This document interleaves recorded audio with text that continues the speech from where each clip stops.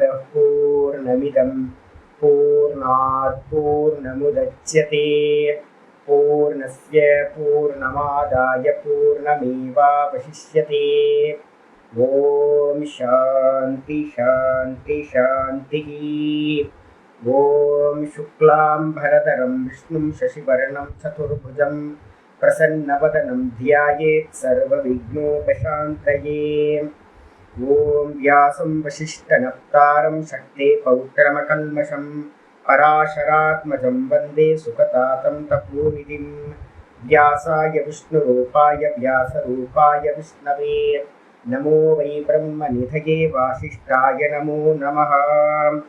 ॐ गुरुर्ब्रह्मा गुरुर्विष्णुर्गुरुर्देवो महेश्वरः गुरुसाक्षात् परं ब्रह्म तस्मै श्रीगुरवे नमः। सदाशिवसमारम्भां शङ्कराचार्यमध्यमाम् अस्मदाचार्यपर्यन्तां वन्दे गुरुपरम्पराम्। ॐ यो ब्रह्माणं विदधाति पूर्वं यो वै वेदांश्च प्रहिणोति तस्मै तदेवमात्मबुद्धिप्रकाशं मुमुक्षुर्वै शरणमहं प्रपद्ये। ॐ शान्ति शान्ति शान्तिः। ॐ वसुदेवसुतं देवं कंसचाणूरमर्दनं देवकी परमानन्दं कृष्णं वन्दे जगद्गुरुं। यं ब्रह्मा वरुणेन्द्ररुद्रमरुतः स्तुन्वन्ति दिव्यैस्तवैः वेदैः साङ्गपदक्रमोपनिषदैः गायन्ति यं सामगाः ध्यानावस्थिततद्गतेन मनसा पश्यन्ति यं योगिनः यस्यान्तं न विदुःसुरासुरगणाः। देवाय तस्मै नमः देवाय तस्मै नमः। ॐ श्रीकृष्णाय परमात्मने नमः। श्रीकृष्ण कृष्ण कृष्ण। ॐ नारायणः परो व्यक्तात् अण्डमव्यक्तसम्भवम् अण्डस्यान्तस्मिन् लोकाः सप्तद्वीपा च मेदिनी। ஓம். எல்லாருக்கும் நமஸ்காரம். நம்ம பார்த்துக்கிட்டு இருக்கிறது பகவத்கீதையில 18வது அத்தியாயம் மோட்ச சந்நியாச யோகம் பார்த்துக்கிட்டு இருக்கோம். மோட்ச சந்நியாச யோகத்தில் பார்த்தீங்கன்னா இன்னைக்கு நம்ம பார்த்துக்கிட்டு இருக்கிறது 19வது ஸ்லோகம். ஆச்சாரியர் பார்த்தீங்கன்னா 17வது ஸ்லோகத்தோட ஒரு பிரகரணம், ஒரு தனியான ஒரு இதை பார்த்தீங்கன்னா முடிச்சிட்டார். தியாகம்னா என்ன அப்படின்றத பற்றின விஷயத்தை முடிச்சிட்டார். முக்கியமான ஸ்லோகம் பார்த்தீங்கன்னா அதுதான் நமக்கு எப்பவுமே திரும்ப திரும்ப திரும்ப திரும்ப நமக்கு ஞாபகப்படுத்த வேண்டியது, நான் கர்த்தா இல்லை. அப்போ நான் யாரு கர்த்தா அப்படின்னும் போது பார்த்தீங்கன்னா எனக்கு அந்நியமாக இருக்கிற இந்த பிரகிருதி தான் பார்த்தீங்கன்னா எல்லா கர்மங்களையும் செய்கின்றது. 3:27 பார்த்தீங்கன்னா எப்பவுமே ஞாபகத்தை வச்சுக்கணும். 3:27 3:28. அதே மாதிரி 13வது அத்தியாயத்தில் 29வது ஸ்லோகம் எப்பவுமே ஞாபகத்தை திரும்ப திரும்ப கொண்டு வரணும். பிரகிருத்யைவ ச கர்மாணி கிரியமானானி சர்வசஹ யக பஷ்யதி ததாத்மானம் அகர்த்தாரம் ச பஷ்யதி. அதாவது எல்லா காரியங்களையும் பிரகிருத்தியா ஏவ கிரியமானானி சர்வசக கர்மாணி. இந்த உலகத்தில் இருக்கிற எல்லா கர்மங்களையும் நான் பண்ணவில்லை. எல்லா கர்மங்களையும் குணங்கள் தான் செய்கின்றன. 3 குணங்கள் தான் எல்லா காரியத்தையும் பண்ணுகின்றன. குணங்கள் தான் தேகாதி இந்திரியங்கள் எல்லாம் குணங்கள் தான். வெளியில் இருக்கக்கூடிய பஞ்சபூத்தங்களும் குணங்கள் தான். இந்த குணங்கள் இந்திரியங்கள் முதலிய குணங்கள் வெளியில் இருக்கிற ஆப்ஜெக்டோட குணங்களோட ஏதோ ஒரு விவகாரம் பண்ணுது. அந்த விவகாரத்துக்கு பேர் தான் கர்மம் நம்ம சொல்கிறோம். அப்போ நான் பார்த்தீங்கன்னா பார்க்கவில்லை. யக பஷ்யதி ததாத்மானம் அகர்த்தாரம். அதுபோலவே எவன் தன்னை அகர்த்தா என்று பார்க்கின்றானோ அவன்தான் ச பஷ்யதி, அவன்தான் பார்க்கின்றான். யதார்த்தத்தை பார்த்தீங்கன்னா அவன்தான் பார்க்கின்றான். அப்போ நம்ம எல்லா விஷயத்திலையும் கொண்டு வரணும். என்ன கொண்டு வரணும்னா, நம்ம எதையுமே பண்ணலை, நமக்கு பின்னாடி பிரகிருதி தான் எல்லாத்தையும் செய்கிறது. நான் பார்ப்பவன். அந்த டாபிக் பார்த்தீங்கன்னா முடிச்சதுக்கு பிறகு ஆச்சாரியர் என்ன பண்ணுறார், 18வது ஸ்லோகத்தில் ஒரு மூணு விஷயங்களாக வந்து பார்த்தீங்கன்னா 2 விஷயங்களை குரூப்பை சொன்னார். நமக்கு ஏற்கனவே கர்மம் பண்ணுறதுக்கு என்ன வேணும் அப்படின்றது வந்து பார்த்தீங்கன்னா நமக்கு ஏற்கனவே சொல்லப்பட்டிருந்தாலும் புதுசாக 3 சொன்னார். ஞானம், ஞேயம், அதுக்கப்புறம் பரிஞாத்தா. ஞானம் அப்படின்னா அறிவு. எந்த விஷயத்தை நம்ம அறிகிறோமோ அதுக்கு ஒரு ஞானம் தேவை, ஒரு பிரகாசம். அதுக்கப்புறம் ஞேயம் அப்படின்னா ஆப்ஜெக்ட். அதுக்கப்புறம் அறிபவன் அப்படின்னா பரிஞாத்தா. ஞாத்தான அறிபவன். இந்த 3 வந்து பார்த்தீங்கன்னா இருக்கணும். எனக்கு ஒரு ஆப்ஜெக்ட் இருந்தால் தான், நான் அப்படின்ற ஒரு கான்சியஸ்னஸ் இருந்தால் தான், நான் அறிபவன்ற எண்ணம் இருந்தால் தான் என்ன இருக்கும், எதிர்க்க இருக்கிற ஒரு வஸ்து என்னை வந்து பார்த்தீங்கன்னா ஒரு இம்பல்ஸை வந்து பார்த்தீங்கன்னா ரைஸ் பண்ணும். ஒன்றை செய்யறதுக்கு வந்து பார்த்தீங்கன்னா தூண்டுகோலாக இருக்கிறது வந்து பார்த்தீங்கன்னா 3 விஷயங்கள் இருக்கணும் அந்த இடத்துல. ஒரு டெட் பாடிக்கு வந்து பார்த்தீங்கன்னா தூண்டுதல் இருக்காது. ஒரு கோமாவில் இருக்கிறவனுக்கு தூண்டுதல் இருக்காது. தூக்கத்தில் இருக்கிறவனுக்கு ஒரு கர்மத்தை பண்ணணும்னு தூண்டுதல் இருக்காது. ஏன் அப்படின்னு கேட்டிங்கன்னா 3 விஷயம் இருக்கணும். ஆப்ஜெக்ட் இருக்கணும், அதுக்கப்புறம் வந்து பார்த்தீங்கன்னா ஞானம் இருக்கணும், ஆப்ஜெக்ட் இருக்கணும், அறிபவன் இருக்கணும். தூக்கத்தில் வந்து பார்த்தீங்கன்னா ஞானம் இருக்கும், ஒன்றும் தெரியவில்லை அப்படின்ற ஒரு ஞானம் இருக்குது. ஆனால் வந்து பார்த்தீங்கன்னா அங்கே என்ன இல்லை அப்படின்னா அறிபவன் அப்படின்ற ஒருத்தன் இல்லைங்க. அதுக்கு அடுத்தது வஸ்து இல்லை, ஆப்ஜெக்ட் வந்து பார்த்தீங்கன்னா இல்லை. அதனால சுகமாக நம்ம தூங்கிக்கிட்டு இருக்கோம் தூக்கத்தில். ஞானம் மட்டும் இருக்கு. அதுக்கப்புறம் வந்து பார்த்தீங்க அப்படின்னா வேற என்ன இருக்கணும், ஒரு கர்மத்தை நம்ம பண்ணணும் அப்படின்னா ஒரு தூண்டுதல் வருது உள்ளுக்குள்ளார. உன்னை பார்க்குறேன், நான் பரமஹம்சானந்தா அப்படின்ற பார்க்குறேன், கான்சியஸ்னஸ் இருக்குது, அதனால பார்க்குறேன். வெளியில் வந்து பார்த்தீங்கன்னா நல்லா திருவண்ணாமலை வந்து பார்த்தீங்கன்னா நல்லா பசுமையாக இருக்குது. இந்த மலையை பார்த்தோன்னே வந்து பார்த்தீங்கன்னா எனக்கு ஏறி உச்சிக்கு போய் சுவாமிக்கு ஒரு அர்ச்சனை பண்ணி ஆராதனை பண்ணிட்டு ருத்ரம் சொல்லிட்டு வரணும்னு ஆசை. அப்படி இம்பல்ஸ் வந்து பார்த்தீங்கன்னா ரைஸ் ஆன மாத்திரத்தில் அதை அடையிறதுக்கு எனக்கு என்ன வேணும், எக்ஸிக்யூட் பண்ணணும். அதுக்கு என்னெல்லாம் வேணும் அப்படின்னு கேட்டிங்கன்னா அடுத்த குரூப் 1 சொல்கிறார். என்ன அப்படின்னு கேட்டிங்கன்னா கரணம் கர்ம கர்த்தா இதி. ஒன்று வந்து பார்த்தீங்கன்னா இன்ஸ்ட்ருமெண்ட் எனக்கு வேணும். காலால் ஏறி போய் தான் வந்து பார்த்தீங்கன்னா நான் மலையோட உச்சிக்கு ஏற முடியும். ஒரு கால் வேணும். பாடம் எடுக்கிறதுனா வாய் வேணும். எதையாவது ஒர்க் பண்ணுறதுனா கை வேணும். ஏதாவது ஒரு இன்ஸ்ட்ருமெண்ட் வேணும். கரணம் இருக்கணும்.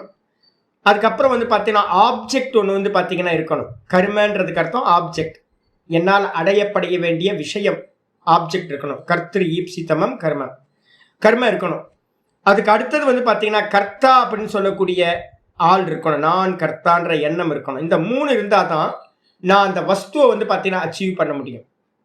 அப்போ இந்த 3 தூண்டுதல். இந்த 3 வந்து பார்த்தீங்கன்னா ஒரு கர்மத்தை செய்யறதுக்கான ஒரு முக்கியமானது. இந்த 3 ஒரு கர்மத்தில் கூடி இருக்கும். கரணம் இருக்கும், கர்த்தா இருப்பார், அதுக்கப்புறம் கர்ம ஆப்ஜெக்ட் இருக்கும். இந்த 3 ஒரு கர்மத்தில் இருக்கிறதுனால கர்ம சங்கிரக அப்படின்னு அதுக்கு பேர். இதை சொன்னதுக்கு பிறகு வந்து பார்த்தீங்கன்னா ஆச்சாரியர் என்ன பண்ண போறார் அப்படின்னா 19வது ஸ்லோகத்தில் ஆரம்பிச்சிருக்கோம் நேத்து. ஞானம் கர்மச்ச கர்த்தாச்ச திரிதைவ குணபேததா புரோச்சியதே குணசங்கியானே யதாவத் சுருணு தான் யபி. ஆச்சாரியர் வந்து பார்த்தீங்கன்னா குணத்தை வச்சு வந்து பார்த்தீங்கன்னா விபாகம் பண்றார். எதை விபாகம் பண்றார்? ஞானம் அப்படின்றது 3 விதம். குணத்தை அடிப்படையாக கொண்டு சாத்விக ஞானம், ராஜச ஞானம், தாமச ஞானம் அப்படின்னு 3 விதமான ஞானங்கள். கர்மங்கள் வந்து பார்த்தீங்கன்னா சாத்விகம், ராஜசம், தாமசம்னு 3 விதமான கர்மங்கள். அதே மாதிரி கர்த்தா வந்து சாத்விக கர்த்தா, ராஜச கர்த்தா, தாமச கர்த்தா அப்படின்னு 3 விதம். அப்படின்னு திரிதா ஏவ குணபேதத்தக 3 தான். எல்லாத்தையும் இந்த 3த்தையும் பிரித்து சொல்லலாம் குணத்தின் அடிப்படையில். யார் சொல்றா இது மாதிரி அப்படின்னா குணசங்கியானே புரோச்சியதே. குணத்தை பற்றி பேசக்கூடிய யாரு அப்படின்னு கேட்டிங்கன்னா குணத்தை நன்றாக விசாரம் பண்ணக்கூடிய சாங்கிய மதத்தில், கபிலரோட சாங்கிய மதத்தில் இது வந்து பார்த்தீங்கன்னா சொல்லப்படுகின்றது. அதனை நீ என்ன பண்ண அப்படின்னா தத்து யதாவத் சுருணு தான் யபி, அவைகளையும் கூட என்னிடமிருந்து கேட்டுக்கொள்வாயாக அப்படின்னு கிருஷ்ண பரமாத்மா சொல்லியாச்சு. பாஷ்யத்துக்கு வந்துருங்க. பாஷ்யத்தில் ஆச்சாரியர் ஆரம்பிக்கிறார். ஞானம் கர்மச்ச. ஞானம்ன்றதுக்கு தெரியும் நமக்கு. ஞானம்ன்றது வந்து பார்த்தீங்கன்னா எதனால் நம்ம எல்லாத்தையும் அறிகின்றோமோ அதற்கு பெயர் ஞானம். சாமானியம் அப்படின்னு போன வியாக்கியானத்தில் போன பாஷ்யத்தில் சொல்லிட்டார். ஞானம்னு என்ன அர்த்தம்? எதை அறியறதா இருந்தாலும் ஒரு பிரகாசம் வேணும். ஒரு இருட்டறையில் வந்து பார்த்தீங்க அப்படின்னா உள்ள நுழையிறோம், ஒரு வஸ்துவும் தெரியல நமக்கு. அப்போ என்ன பண்ணுறோம், ஒரு லைட்டை போட்டோன்னு அந்த ரூமில் இருக்கிற எல்லா வஸ்துக்களும் தெரியுது. காலையில் எர்லி மார்னிங் பார்க்குறேன், ஒன்றும் தெரியல, ஏன்னா ஃபுல்லாக இருட்டாக இருக்குது. 4:30 மணிக்கு பார்த்தா வெளியில் வந்து பார்த்தா 4:30 மணிக்கு ஒரே இருட்டாக இருக்குது, ஒன்றும் தெரியல. கொஞ்ச நேரம் கழிச்சு சூரியன் வந்ததுக்கு பிறகு எல்லாம் பளிச்சுன்னு தெரியுது. அப்போ என்ன வேணும் அப்படின்னா பிரகாசம் வேணும், லைட்டோட பிரகாசம் வேணும். அந்த பிரகாசம் வந்து பார்த்தீங்க அப்படின்னா ஞானம். அதே மாதிரி நான் ஒன்று அறியணும் அப்படின்னா எனக்குள்ளார ஒரு பிரகாசம் இருக்கணும். அந்த பிரகாசம் தான் வந்து பார்த்தீங்கன்னா ஞானம் அப்படின்னு சொல்கிறோம். அது ஆத்மஸ்வரூபம் அப்படின்னு பேர். அதுக்கப்புறம் ஞானத்துக்கு அப்புறம் கர்மச்ச. இந்த ஸ்லோகத்தில் கர்மம்னா என்ன அர்த்தம் அப்படின்னா, போன ஸ்லோகத்தில் கர்மன்றது 2வது விபக்தி, கர்மகாரகம் அப்படின்றது ஆப்ஜெக்ட்னு நான் சொல்லியிருக்கேன். போன இதில் கர்மன்றதுக்கு அர்த்தம் ஆப்ஜெக்ட்னு சொல்லியிருக்கேன். கர்த்தாவினால் அடைய இச்சிக்கப்படும் வஸ்து வந்து பார்த்தீங்க அப்படின்னா கர்ம ஆப்ஜெக்ட் சொல்லியிருக்கேன். அகம் புஸ்தகம் பட்டாமி, நான் புஸ்தகத்தை படிக்கின்றேன். எதை அப்படின்னு கேள்வி கேட்டிங்கன்னா என்ன வருமோ அதுதான் கர்மகாரகம் அப்படின்னு பேர் போன இதில். இந்த இடத்துல கர்மம்னு சொல்கிறது எதை சொல்லுது அப்படின்னா கிரியான்ட்டார் ஆச்சாரியர். இந்த ஸ்லோகத்தில் கர்ம அப்படின்னா கிரியா, கிரியான ஒரு காரியம், செயல். கர்மம் நம்ம சொல்கிறோமே அது இதுதான். ந காரகம் பாரிபாஷிகம் ஈப்சிதமம் கர்ம. இந்த இடத்துல போன ஸ்லோகத்தில் சொன்ன மீனிங்கை கொண்டுட்டு வரக்கூடாதுன்னு இங்கே ஆச்சாரியர் சொல்கிறார். ந காரகம், இங்கே சொல்லக்கூடியது காரகம் இல்லை, இங்கே சொல்லக்கூடியது ஆப்ஜெக்டை பற்றி இங்கே பேசலை. ஈப்சிதமம் கர்ம, கர்த்தாவினால் இச்சிக்கப்படும் வஸ்துவை வந்து இங்கே நம்ம இண்டிகேட் பண்ணலை. இங்கே டைரக்டாக கர்மன்றதுக்கு அர்த்தம் கர்மம், செயல் அப்படின்னு எடுத்துக்கணுன்றார். அப்போ ஞானம்னா அறிவு, கர்மம்னா செயல். அதுக்கப்புறம் வந்து பார்த்தீங்கன்னா கர்த்தாச்ச, கர்த்தானா காரியத்தை செய்பவன், நிர்வர்த்தகா காரியத்தில் ஈடுபடுபவன், காரியத்தை செய்பவன், அவனுக்கு பேர் கர்த்தா. இந்த 3 வந்து பார்த்தீங்கன்னா ஆச்சாரியர் சொல்றாரு கிரியானாம் நிர்வர்த்தக. கிரியானாம் நிர்வர்த்தகனா செய்ய வேண்டிய கர்மங்களை செய்பவருக்கு பேர் வந்து பார்த்தீங்கன்னா கர்த்தா. இது 3 திரிதா ஏவ. திரிதா ஏவனா இந்த 3ம் திரிதா ஏவ, திரிதைவன் இருக்கு, திரிதா ஏவன்னு பிரிக்கணும். ஏவகாரம் இருக்கு, ஏவகாரத்துக்கு பேர் வந்து பார்த்தீங்கன்னா அவதாரணம்னு பேர். எம்பசைஸ் பண்ணுறதுக்காக ஏவ அப்படின்னு நம்ம சொல்கிறோம். நிச்சயமா அப்படின்னு அர்த்தம் ஏவ அப்படின்னு. 3 மட்டும்தான் என்னது, குண வியதிரிக்த ஜாத்தியந்தர அபாவ பிரதர்ஷனார்த்தம் அவதாரணம். இந்த ஏவகாரம் ஏன் சொல்லப்பட்டிருக்கு அப்படின்னு கேட்டிங்கன்னா இந்த 3ம் திரிதா ஏவ அப்படின்னு அர்த்தம். இந்த 3ம் 3ஆக பிரிக்கப்பட்டிருக்கு. 3 தான். அப்போ என்ன அர்த்தம், கர்த்தா 3, கரணம் இது கர்மம் 3, அப்புறம் வந்து பார்த்தீங்கன்னா ஞானம் 3க்கு மேலே இல்லை. ஏன் அப்படின்னு கேட்டிங்கன்னா ஆச்சாரியர் சொல்கிறாரு குண வியதிரிக்த, குணத்துக்கு வேறாக அதை பேதம் பண்ணக்கூடிய பிரிக்கக்கூடிய ஒரு ரீசன் வந்து பார்த்தீங்கன்னா ஜாத்தியந்தர அபாவ பிரதர்ஷனார்த்தம். வேற ஒன்று வந்து பார்த்தீங்கன்னா இந்த உலகத்தில் பிரிக்கிறதுக்குன்னு வேற ஒன்றும் இல்லை. அப்போ எந்த பிரிவு எடுத்தாலும் எதை வச்சு பிரிக்க முடியும், 3 குணங்களை வச்சு தான் பிரிக்க முடியும். ஆச்சாரியார் இங்கே சொல்லிட்டார். ஆனால் நீங்கள் வந்து பார்த்தீங்கன்னா ஒவ்வொரு இனுக்கு ஒவ்வொரு எம்எம்ல கூட நீங்கள் என்ன பண்ண முடியும், எந்த உலகத்தில் இருக்கிற எந்த வஸ்துக்களை பார்த்தாலும் சத்வ ரஜஸ் தமஸ்ன்னு பிரிச்சுக்கிட்டே போகலாம். எந்த வஸ்து எடுத்தாலும் ஒரு ஆட்டம் எடுத்துக்கிட்டிங்கன்னா கூட வந்து பார்த்தீங்கன்னா சத்வ ரஜஸ் தமஸை வந்து பார்த்தீங்கன்னா பார்க்க முடியும். இந்த உலகத்தில் இருக்கிறது எல்லாமே 3 குணங்களின் அடிப்படையில் மட்டும்தான் பிரிக்கப்படுகிறது. வேற ஒன்று பிரிக்கிறதுக்கு காரணம் ஒன்று இல்லை. அது மட்டும் இல்ல, குணபேதத்தக எப்படி பிரிக்கிறோம் அப்படின்னு கேட்டீங்கன்னா சத்வாதி பேதேன குணபேதத்தக இத்தியர்த்தக. இந்த சத்துவம் ரஜஸ் தமஸ்ன்னு சொல்லக்கூடிய 3 குணங்களை வச்சுதான் இந்த 3 ஞானமும் கர்மமும் கர்த்தாவும் 3ஆக பிரிக்கப்படுகிறார்கள் என்று அர்த்தமாகிறது. இது எங்க சொல்லப்பட்டிருக்கு, புரோச்சியதே. புரோச்சியதேனா கத்தியதே, சொல்லப்படுகிறது. எங்க, குணசங்கியானே காப்பிலே சாஸ்திரே. கபிலரோட சாங்கியத்துக்கு பேர் காப்பில சாங்கியம் அப்படின்னு பேர். கபிலரோட சாங்கிய தரிசனத்துல வந்து பாத்தீங்கன்னா இந்த 3 குணங்களை பத்தி வந்து பாத்தீங்கன்னா ரொம்ப டீட்டெயிலா சொல்லப்பட்டிருக்கு. எப்படி அப்படின்னா ஆச்சாரியார் வந்து பாத்தீங்கன்னா சொல்றாரு, ததபி குணசங்கியானம் சாஸ்திரம். அதுவும் கூட வந்து பார்த்தீங்க அப்படின்னா இந்த சாங்கிய சாஸ்திரம் இருக்க எந்த இடத்துல நம்ம தூக்கி போடணும். நான் வந்து சாங்கிய காரிகா எடுக்கும் போதே உங்களுக்கு என்ன பண்ணியிருக்கேன், இது அத்வைத வேதாந்தத்தோட விரோதம், இது அத்வைத வேதாந்தத்தோட விரோதம்னு ஒவ்வொரு காரிக்கா ஸ்லோகம் சொல்லும் போதும் விரோதம் சொல்லிக்கிட்டே வந்தேன். அதே மாதிரி யோக சாஸ்திரம் படிச்சு கொடுக்கும் போதெல்லாம் நான் உங்களுக்கு என்ன சொல்லியிருக்கேன் அப்படின்னா, இது வேதாந்தத்துக்கு ஏற்புடையது அல்ல, அத்வைத வேதாந்தத்துல இது கொஞ்சம் முரண்படுது அப்படின்னு எல்லா இடத்துலையும் நான் எங்கெல்லாம் முரண்படுதோ அங்கெல்லாம் சொல்லியிருக்கேன்.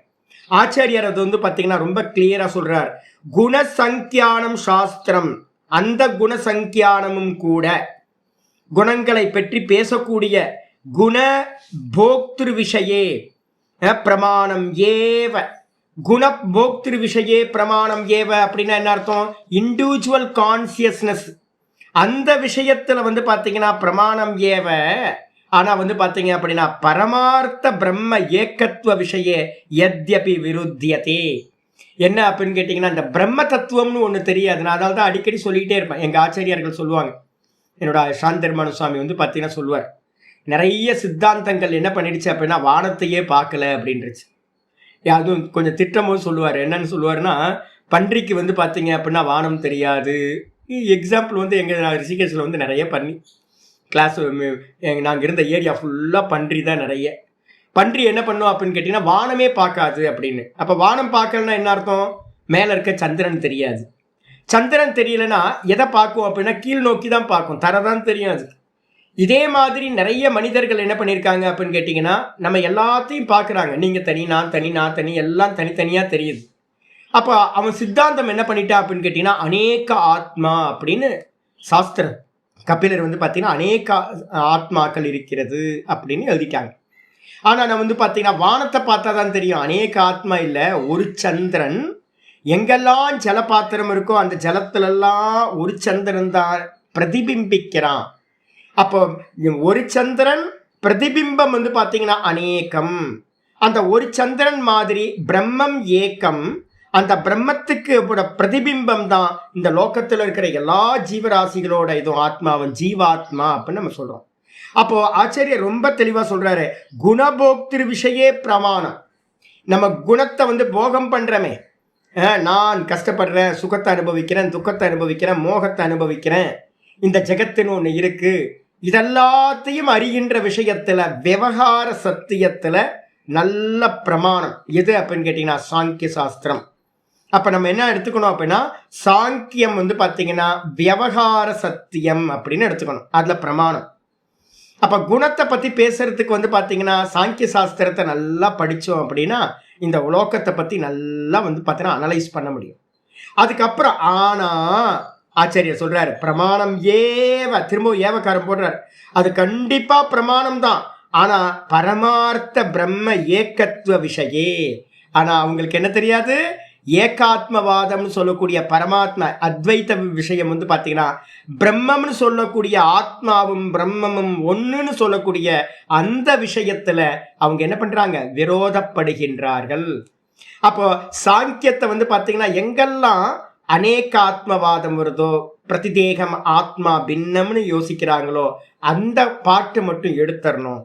மற்றபடி குணங்களை பத்தி பேசுற விஷயத்துல எல்லாத்தையும் ஸ்வீகாரம் பண்ணி கொள்ள வேண்டும்.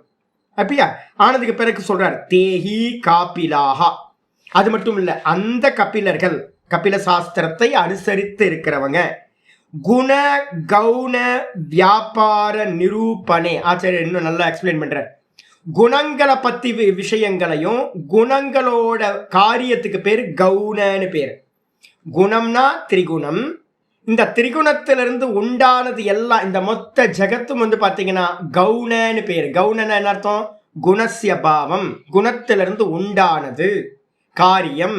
இந்த குணத்திலிருந்து உண்டான இந்த மொத்த ஜெகத்தை பத்தி காரியங்களை பத்தியும் என்னது வியாபார நிரூபணை, இவைகளோட காரியங்களை பற்றியும் நிரூபணம் செய்வதில் அபியுக்தாக அவங்க வந்து பார்த்தீங்கன்னா அதி நிபுணர்கள். அப்போ வந்து பார்த்தீங்கன்னா இந்த ஜாகிரத அவஸ்தையில நம்ம பார்க்கறது எல்லாத்தையும் காரணம் காரியம், காரணம் வந்து பார்த்தீங்கன்னா மாயா, காரியம் வந்து பார்த்தீங்க அப்படின்னா இந்த ஜெகத்து, புத்தியிலிருந்து ஆரம்பிச்சு 23 தத்துவங்கள், இதெல்லாம் எப்படி ஒர்க் அவுட் ஆகுது, என்ன பண்ணுது அப்படின்னு பரிணாமவாதத்தை எல்லாத்தையும் பேசுறதெல்லாம் வந்து பார்த்தீங்க அப்படின்னா அவங்க ரொம்ப கெட்டிக்காரங்க. ரொம்ப ஸ்மார்ட். அவங்க வந்து பார்த்தீங்கன்னா அவங்க சாஸ்திரம் வந்து பார்த்தீங்கன்னா யோகமாக இருக்கட்டும் இல்லை வந்து பார்த்தீங்கன்னா சாங்கியமாக இருக்கட்டும், நல்ல அபியுக்தான்றதுக்கு அர்த்தம் நிபுணர்கள், நல்ல திறமசாலிகள், அதெல்லாம் நிரூபணம் பண்ற விஷயத்துல இது தத் சாஸ்திரம் அப்படி. அதனால வந்து பார்த்தீங்கன்னா நம்ம என்ன பண்றோம், கபில சாஸ்திரத்தையும் கூட என்ன பண்றோம், வக்ஷியமான அர்த்த ஸ்துத்தியர்த்தத்துவேன இனி சொல்லக்கூடிய விஷயங்கள்ல வந்து பார்த்தீங்கன்னா இந்த சாங்கியத்தை பேஸ் பண்ணி நம்ம குணங்களை பத்தி பேச போறோம். அதனால அதை ஸ்துதி பண்றதுக்காக கிருஷ்ண பரமாத்மாவும் என்ன பண்றாரு அப்படின்னா அந்த சாங்கியம்ன்ற வார்த்தையே என்ன பண்றாரு, புரோச்சியத்தே குணசங்கியானே அப்படின்னு அந்த சாங்கிய சாஸ்திரத்தையும் கிரகணம் பண்ணிக்கிட்டு இது ந விரோதா கிரகணம் பண்ணி சொல்றார். அப்ப என்ன அர்த்தம் எடுக்கணும், விவகார சத்தியத்துல அவங்கெல்லாம் பிரமாணம் தான், குணத்தை பத்தி பேசுற விஷயத்துல பிரமாணம் தான், குணத்தோட காரியங்களா இருக்கிற இந்த மொத்த ஜெகத்தை பத்தி பேசுற விஷயத்துல பிரமாணம் தான். ஆனா அவங்க எங்க தப்பாகிறாங்க, பிரகிருதி நித்தியம்னு சொல்றதுல தப்பாயிடுறாங்க. அதுக்கப்புறம் வந்து பாத்தீங்கன்னா வெறும் சுதந்திரமா பிரகிருதியே இந்த ஜெகத்தை பண்ணுதுன்னு சொல்றாங்க, அதுவும் தப்பு பண்றாங்க. ஈஸ்வரன்ற ஒரு ஆளை வந்து பாத்தீங்கன்னா விட்டுடுறாங்க, ஈஸ்வரன்ற ஆள் தெரியல அவங்களுக்கு. அதுக்கப்புறம் பிரம்மம்னு ஒண்ணு வந்து பாத்தீங்கன்னா சுத்த பிரம்மம் அப்படின்றத விட்டுடுறாங்க, தனித்தனி ஆத்மா பிரதிதேகம் ஆத்மான்றாங்க. அதை மட்டும் நீங்க விட்டுட்டீங்கன்னா மீதி எல்லாம் அப்படியே வேதாந்த மாதிரியே தான் இந்த சாங்கிய சாஸ்திரம் இருக்கும் அப்படின்னு புரிஞ்சுக்கணும். அதுக்கப்புறம் மந்திரத்துல ஸ்லோகத்துல ஆச்சாரியர் என்ன சொன்னாரு, இந்த விஷயங்களையும் கூட என்னது யதாவத்து தச்சுருணுன்னு சொன்னாரு. யதாவத்துன்னு என்ன அர்த்தம், யதா நியாயம், யதாவத்துனா உள்ளது உள்ளபடி அப்படின்னு அர்த்தம். உள்ளது உள்ளபடின்னு என்ன அர்த்தம், யதா நியாயம், எப்படி நியாயம் இருக்கோ எந்தபடியான லாஜிக்கோ அந்த லாஜிக்கோடு கூடியத யதா சாஸ்திரம் எந்த விதமா சாஸ்திரத்துல சொல்லப்பட்டிருக்கோ அந்த விதமா சுருணு என்னிடமிருந்து கேட்பாயாக. எதை, தானியபி, தானியபின்னு அர்த்தம் ஞானாதீனி, ஞானம் கர்த்தா கர்ம அப்படின்னு இந்த மூணுத்தையும் மூணா பிரிக்கிறது சாங்கிய சாஸ்திரத்துல பிரிச்சிருக்கு. அந்த சாங்கியத்துல பிரிச்சப்படுற தத்து பேதஜாத்தானி குணபேத கிருதானி, குணங்களால் பிரிக்கப்பட்ட அந்த பேதங்களையும் கூட என்ன பண்ணு, ஏன்ட்ட இருந்து உள்ளது உள்ளபடி நியாயப்படி சாஸ்திரப்படி இருக்கிறத கேட்டு தெரிந்து கொள்வாயாக. வக்ஷியமானே அர்த்தே மனசமாதிம் குரு இத்தியர்த்தக. ஏன் இந்த வார்த்தையை சொல்லணும் நடுவுல, கேளு அப்படின்னு ஏன் இது வரைக்கும் சொல்லிட்டு இருக்கிறத கேட்காமையா போயிட்டான்? இது வரைக்கும் வரிசையா தானே கிருஷ்ணர் தானே சொல்லிட்டு இருக்காரு. இந்த வச்சனங்கள்லாம் 18 ஸ்லோகங்களே அவர் தான் சொன்னாரு. சொல்லிட்டு வந்து பார்த்தீங்க அப்படின்னா 19வது ஸ்லோகத்தில் வந்து நான் சொல்றத கேளு அப்படின்னா என்ன அர்த்தம் அப்படின்னு கேட்டிங்கன்னா கொஞ்சம் சாவதானமா கேளு. ஏன் அப்படின்னா நீ ராஜச கர்த்தாவா இருக்க, நீ பண்ற கர்மம் வந்து பார்த்தீங்கன்னா ராஜசமா இருக்கு, தாமசமா இருக்கு. நீ உன்ட்ட இருக்கிற ஞானம் வந்து பார்த்தீங்க அப்படின்னா தாமசமா ராஜசமான ஞானம் இருக்கு. இப்போ கொஞ்சம் கூர்ந்து கேளு. இப்போ நம்மளுக்கெல்லாம் வந்து பார்த்தீங்கன்னா சொல்றதுக்காக தான். இப்போ நம்மளாம் நினச்சிட்டு இருப்போம் ரொம்ப சாத்விகம், நம்மள்ட்டலாம் ரொம்ப சாத்விகமான ஆள் நான், ரொம்ப சாதுவாக்கும் நான் அப்படின்னு. அதெல்லாம் இல்லை, கவனமாக கேளுங்க. ஏன் கேட்கணும் அப்படின்னு கேட்டிங்கன்னா மனசை வந்து பார்த்தீங்கன்னா சமாதானம் பண்ணி கேட்டாதான் என்ன தெரியும், நம்மள்ட்ட இருக்க குறை தெரியும். சாஸ்திரம் வந்து பார்த்தீங்கன்னா தர்ப்பணம், கண்ணாடி மாதிரி. நம்ம அதுக்கு முன்னாடி நின்னோம் அப்படின்னா நம்ம குறை தெரியணும். ஓஹோ இங்கே கொஞ்சம் சரியா இல்லை, இந்த இடத்துல சரியா இல்லை, இந்த இடத்துல விபூதி வேற மாதிரி இருக்குது, கொஞ்சம் கரெக்ஷன் பண்ணோம், குங்குமம் என்ன இங்கே வச்சிருக்கேனே அப்படின்னு இங்கே அழைச்சிட்டு இங்கே கரெக்டாக வைக்கிறது. அப்போ முகத்தில் இருக்கிறது எல்லாத்தையும் நம்ம கரெக்ஷன் பண்ணுறோம் அப்படின்னா ஒரு கண்ணாடி வேணும்ல. இதே மாதிரி சாஸ்திரத்தை வச்சுக்கிட்டு நம்ம என்ன பண்ண போகிறோம், நம்மளை கரெக்ஷன் பண்ண போகிறோம். இப்போ அதுக்காக தான் வந்து பார்த்தீங்கன்னா இங்கே சொல்கிறார், ஒன்றை நீ கரெக்ஷன் பண்ணிக்கோ, மனசை சமாதானமாக கான்சென்ட்ரேஷன் பண்ணி நான் சொல்கிறதை கேட்பாயாக சொல்லியாச்சு. ஞானஸ்ய தூ தாவத்து திரிவிதத்துவம் உச்சியதே. அடுத்த ஸ்லோகத்துக்கான அவதாரிக்க ஆச்சாரியார் சொல்கிறார் என்ன அப்படின்னு கேட்டிங்கன்னா, ஞானஸ்ய தூ, ஞானஸ்ய அப்படின்னா முதல்ல ஞானம் 3 விதம், அதுக்கப்புறம் கர்மம் 3 விதம், அதுக்கப்புறம் கர்த்தா 3 விதம்.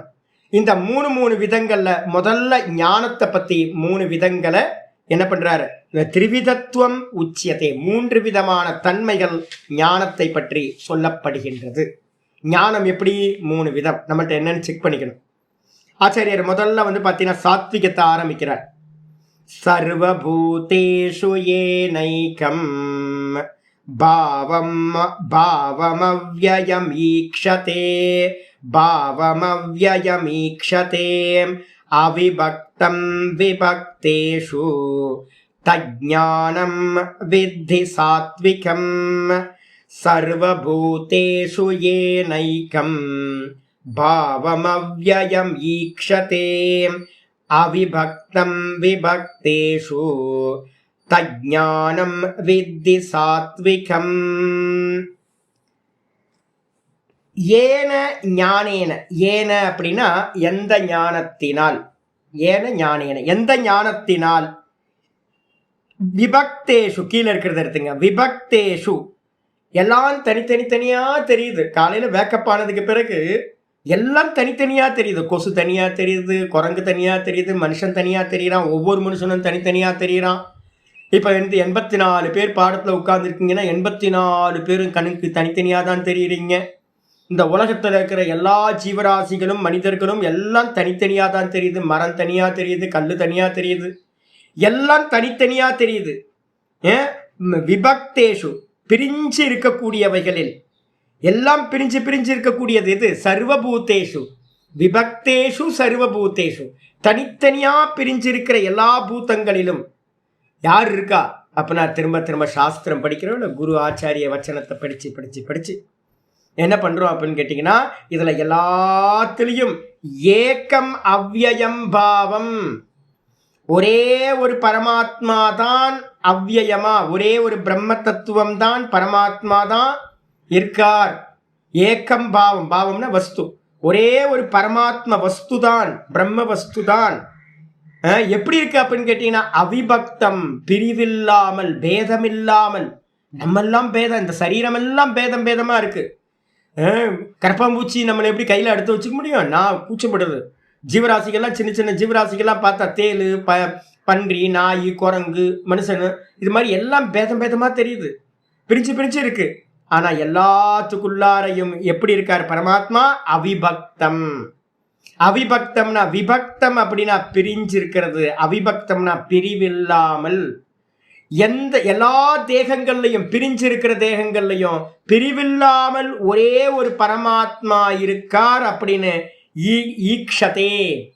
எந்த ஞானத்தினால் ஒருத்தன் பார்க்கின்றானோ, ஞானம் தனியா வேலை செய்யாது, கர்த்திருவம் வந்து ஞானத்துக்கு இல்லை. அதனால வந்து பார்த்தீங்கன்னா ஒரு கர்த்தாவை சார்ந்து தான் ஞானம் இருக்கும். எந்த ஞானத்தினால் ஒருத்தன் வந்து பார்த்தீங்கன்னா இந்த விதமா பார்க்கிறானோ அந்த ஞானம் தத்து ஞானம் சாத்விகம் வித்தி. அந்த ஞானத்துக்கு பேர் தான் சாத்விகம். அடிபட்டுருங்க, எல்லாத்தையும் தூக்கி போட்டுருங்க. இப்போ கரெக்ஷன் பண்ணிக்கணும். இப்போ நம்ம பேதத்தோட பார்க்குறோமா, அப்போ நம்ம ஞானம் சாத்விக ஞானம் இல்லை. நம்மளை மெச்சிக்க வேணாம், காலரை தூக்கி விட்டுட்டு என்கிட்ட இருக்கிற ஞானம் சாத்விக ஞானம்னு சொல்ல முடியாது. எப்போ நம்ம வந்து பேதம் பார்க்காம வந்து பார்த்தீங்கன்னா எல்லா ஜீவராசிகளையும் பரமாத்மா இருக்கார் அப்படின்னு நம்ம பார்க்குறோமோ, அப்போதான் அந்த ஞானம் தான் சாத்விக ஞானம். இது வந்து பார்த்தீங்கன்னா அப்படியே ஏற்கனவே சொன்னது தான். 5வது அத்தியாயத்தில் வந்து பார்த்தீங்கன்னா ஒவ்வொன்றா சொல்கிறாங்க. 5ல் வந்து 18, 19 2 ஸ்லோகங்கள் எடுத்துங்க. 5வது அத்தியாயத்தில் வந்து பார்த்தீங்கன்னா 18ல் சொல்கிறார், வித்யா வினய சம்பன்னே பிராமணே கவிஹஸ்தினி சுனிச்சைவ ஸ்வபாகேச்ச பண்டிதா சமதர்ஷினஹ. பண்டிதர்கள் அப்படின்னா யாரு? ஞானி புருஷர்கள். ஞானி புருஷர்கள் எப்படி பார்க்குறாங்க அப்படின்னா, நல்லா படித்து வேதங்கள்லாம் அத்தியனம் பண்ணி, நல்லா வித்யா வினய சம்பன்னே, ரொம்ப பவித்திரமா. நான் டெய்லி ஒரு பிராமணர் இங்கே வருவார், வேதம் படித்தவர். நான் இப்போ இங்கேருந்து போகும்போதே பார்ப்பேன், நான் நல்லா சாதுவாக வந்து பார்த்தீங்கன்னா வரார். அப்போ காலையில் நம்ம வந்து பார்த்தீங்கன்னா ஒரு பிராமணனை பார்க்குறோம், நல்ல வேதம் படித்து வைதிக கர்மத்தில் ஈடுபடுற ஒரு பிராமணர். நல்ல பணிவாக இருப்பார், ரொம்ப சாதுவாக இருப்பார், நமஸ்காரம் சுவாமின்னு சொல்லுவார். நல்ல பணிவாக இருக்கக்கூடிய ஒரு பிராமணன் இடத்துலையும் கூடவே கவி அப்படின்னா என்ன அர்த்தம்? யானை. இது கவினா அப்படின்னு வந்து பார்த்தீங்கன்னா பசுமாடு. நம்ம நிறைய பசுமாடு இங்கே ரோட்டில் நிற்கும். கூட வந்து பார்த்தீங்க அப்படின்னா அஸ்தி அப்படின்னா வந்து யானையின் இடத்துலையும். அதுக்கப்புறம் சுனி அப்படின்னா நாய்கள், நிறைய தெருவில் நாய்கள் இருக்குது. கூட வந்து பார்த்தீங்கன்னா சொப்பா கேச்ச. அப்படியே மெதுவாக போனோம் அப்படின்னா சாண்டாளர்கள்னு சொல்லக்கூடிய பஞ்சம வர்ணத்தாலெலாம் கொஞ்சம் நிறைய இருக்காங்க. மாமிசத்தெல்லாம் சாப்பிட்றவங்க, நாயை பிடிச்சி சாப்பிட்றவங்க, இந்த குருவிக்காரங்கள்லாம் இருக்காங்க. இந்த குருவிக்காரங்கள்லாம் வந்து பார்த்திங்கன்னா எது பறக்குதோ எல்லாத்தையும் பிடிச்சி அடித்து சாப்பிட்ருவாங்க. அப்போ வந்து பார்த்திங்கன்னா நாயை சமைச்சு உண்ணக்கூடியவர்கள்.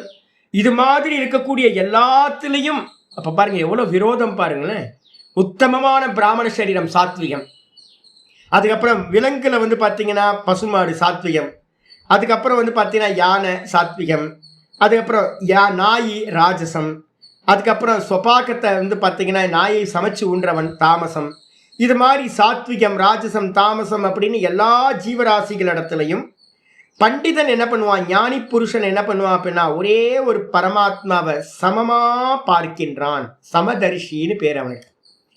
இது வந்து பார்த்தீங்கன்னா 5:19 சொல்லப்பட 18 சொல்லப்பட்டது. 19 வந்து பார்த்தீங்கன்னா ரொம்ப நல்லா சொல்லுது. இகைவதைர்ஜித சர்கா ஏஷாம் சாம் ஏ ஸ்திதம் மனஹ நிர்தோஷம் ஹி சமம் பிரம்ம தஸ்மாத் பிரம்மணி தே ஸ்திதாக. நம்ம மனநத்தில் வந்து பார்த்தீங்கன்னா என்ன பண்ணணும் தெரியுங்களா? சிரவணம் வந்து பார்த்தீங்கன்னா உள்ளே வர ஆரம்பிச்சோன்னே இம்ப்ளிமெண்ட்டுக்கு வந்துடணும்.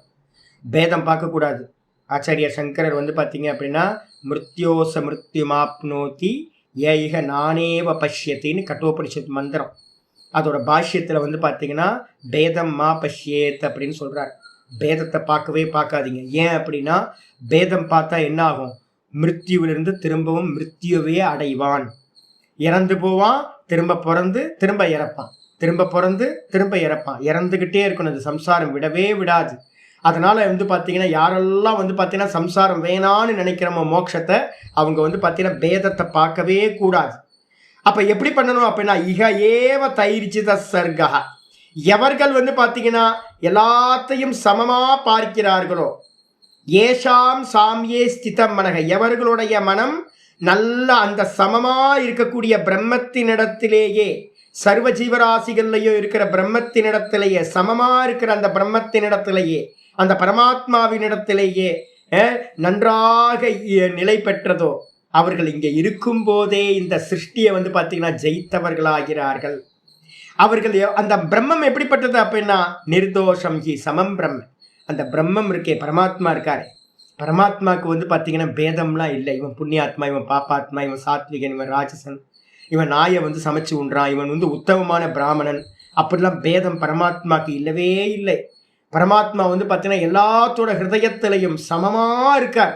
அவர் சமமா இருக்கார், தோஷமே இல்லாதவரா இருக்கார். அதனால வந்து பார்த்தீங்கன்னா ஞானி புருஷர்கள் தஸ்மாத் பிரம்மணி தே ஸ்திதாக, அதனால அந்த சமமா இருக்கக்கூடிய பிரம்மத்தில் அந்த ஞானி புருஷர்கள் நிலை பெறுகிறார்கள். அப்ப சமத்தை பார்க்கறது தான் சாத்விக ஞானம் அப்படின்னு புரிஞ்சுக்கணும். இதே 13வது சாப்டர்லையும் வந்து பார்த்தீங்கன்னா 2-3 ஸ்லோகங்கள் வரிசையா இருக்கு.